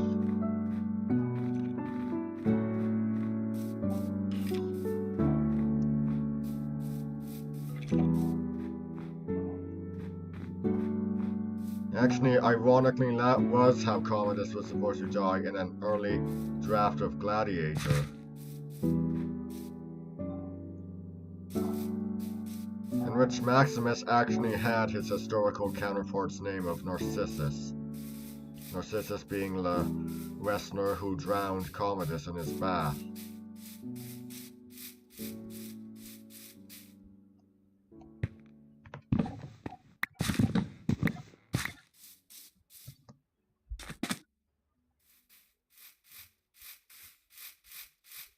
And in fact, if I remember correctly, Antonio Banderas was the first choice for the part. So we could have had Antonio Banderas drowning Joaquin Phoenix in his bath. Jeez, this is a weird conversation.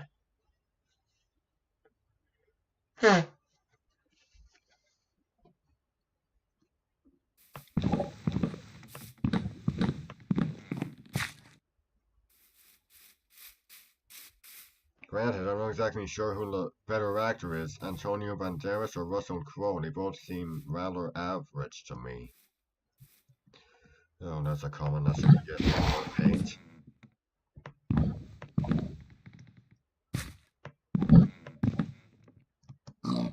I mean, saying Christopher Plummer's a better actor and Joaquin Phoenix isn't going to get me any hate. That's a general fact.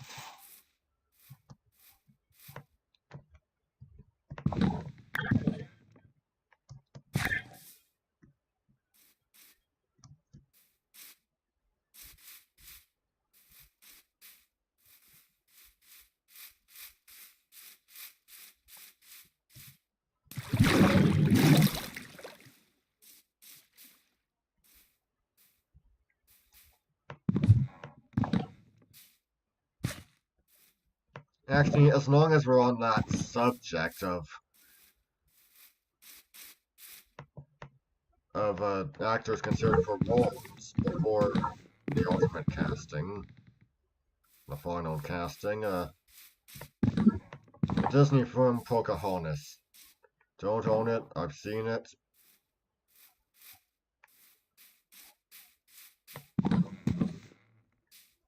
Sean Bean was considered for the role of John Smith. Oh, jeez, what am I doing?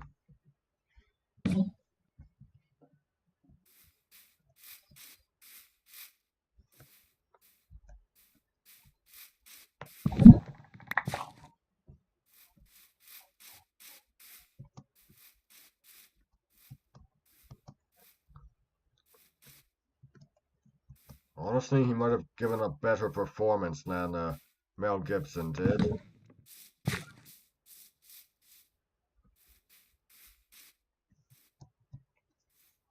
I mean, they're pretty equal actors, but I'm not exactly sure Mel Gibson's heart is in a project most of the time.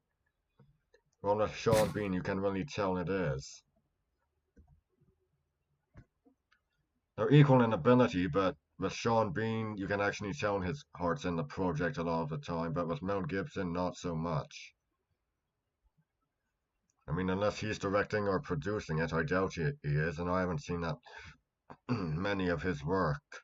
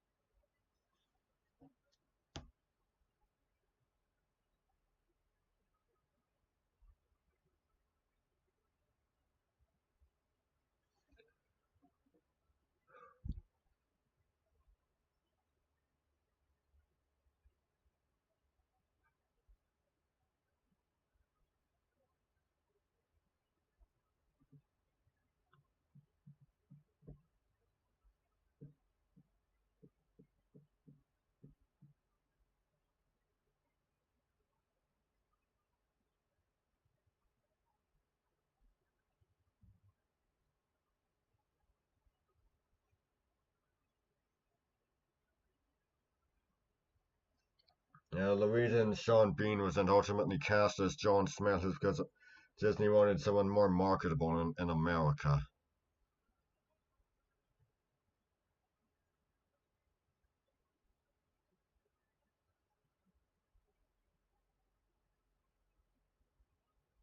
Wait.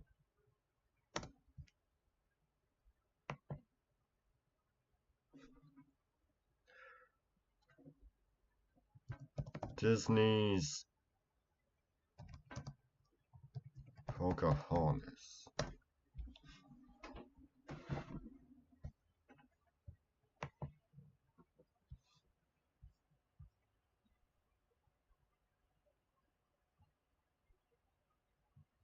Okay, now I know for a fact Richard Wright was originally supposed to voice Ratcliffe. Let's see, is he British or is he American?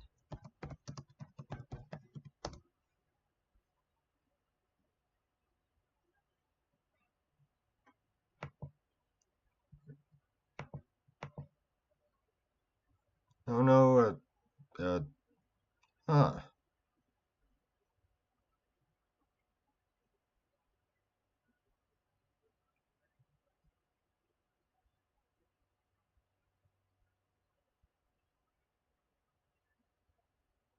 Well, obviously Billy Connolly is Scottish.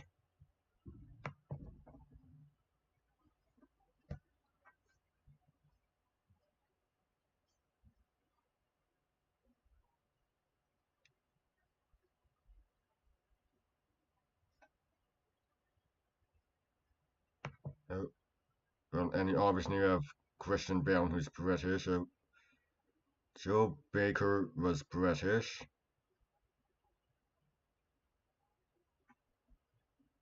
Okay, that's odd. That's really odd.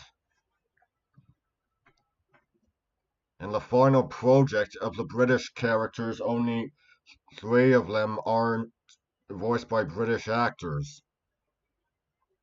In contrast to the Native American actors who are characters who are all voiced by Native. I mean, yes,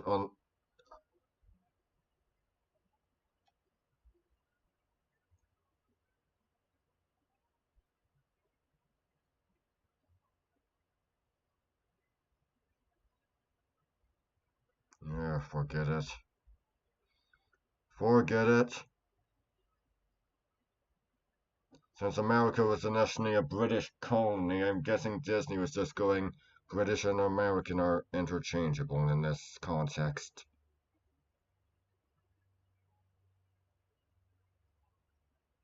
Arlie Lowe?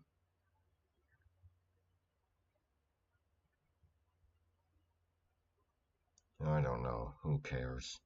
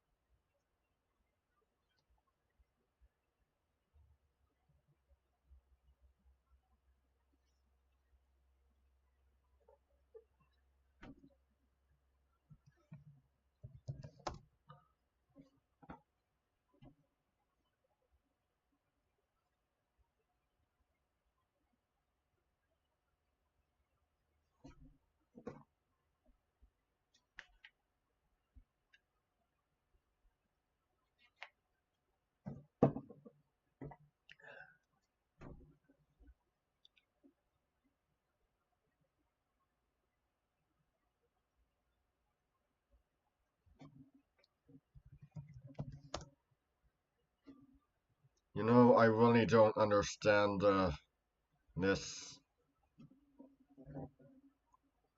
thing BBC was doing in the 70s and 80s. I mean, for Hamlet at Elsinore, they had 2 Canadian actors, Christopher Plummer and Donald Sutherland as Hamlet and Fortinbras, respectively. But by the time of the 70s, when they were doing the Last of the Mohicans, they didn't bring any Native American or First Nations actors over to play the role of the ones of the Mohicans, the Huron, or the Delaware.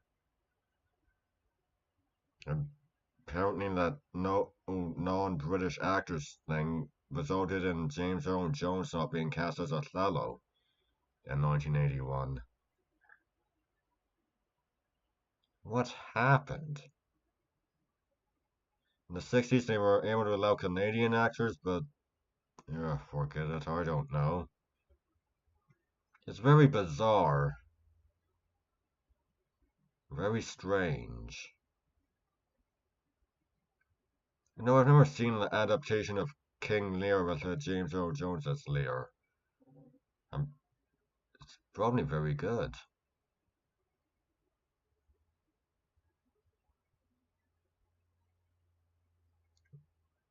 Brian Blessed, Laurence Olivier, Comfrior, Frederick C. Ward, I think, the man in the that was the name of the man who played Leo in that Sonnet adaptation.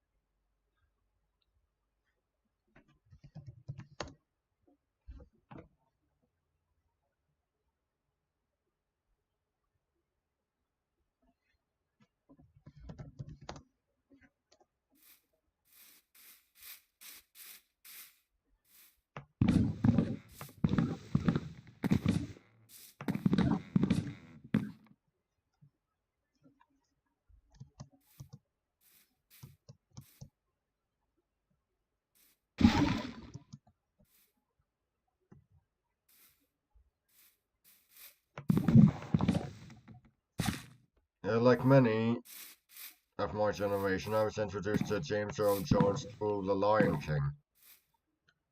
I'm really looking forward to the remake. People get arguing that Disney's running out of creativity, but with a majority of their works being adaptations, yeah, they didn't have that much to begin with. Granted, I like an adaptation as much as the next guy, so...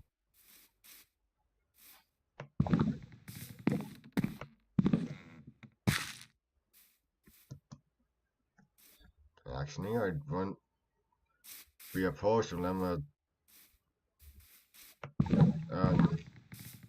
Whoa! Yeah, yes, carrying on. I wouldn't be opposed to Disney adapting a regional variation of a fairy tale they've already adapted. That would be good, right? Maybe you don't think so.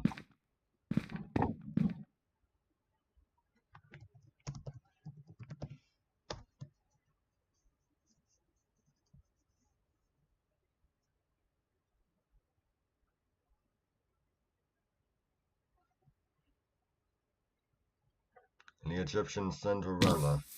The girl with the rose-red slippers, as it's called. That would be pretty good. As with the Irish Cinderella, fair, brown, and trembling. Or the Scottish Snow White, gold tree and silver tree.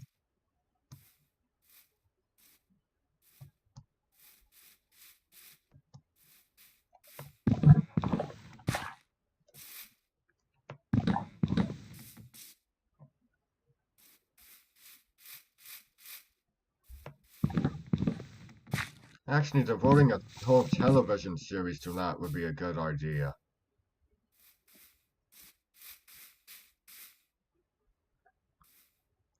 Just make each season focus on a specific fairy tale and then adapt regional variations of that. Each episode being a different regional variation, obviously.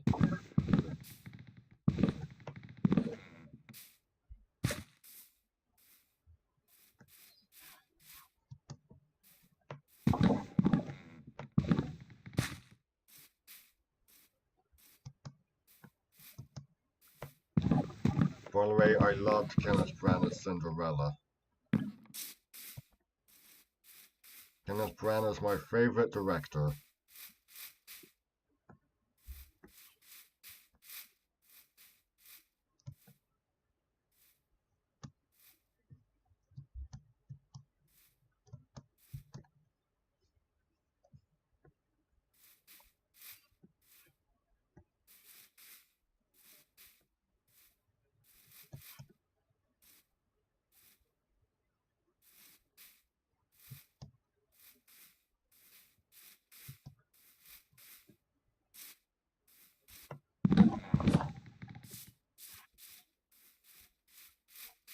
You know, Agatha Christie came to hate the character of Hercule Poirot, and much more preferred Miss Maple, Miss Marple, whichever it is. She found the character of Hercule Poirot to be unlikable, and there is an unlikableness to him. And again, the same thing could be said of Sherlock Holmes.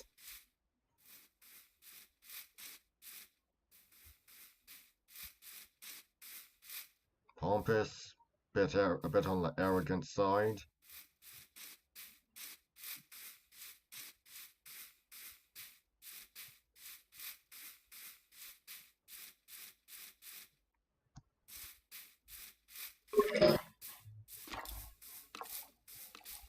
Well, you can certainly say that Agatha Christie did a better job of keeping Hercule Poirot dead than Sir Arthur Conan Doyle never did of Sherlock Holmes. That's all for today, everyone. I'm Brian Floyd Reagan signing out. Stay Shrey.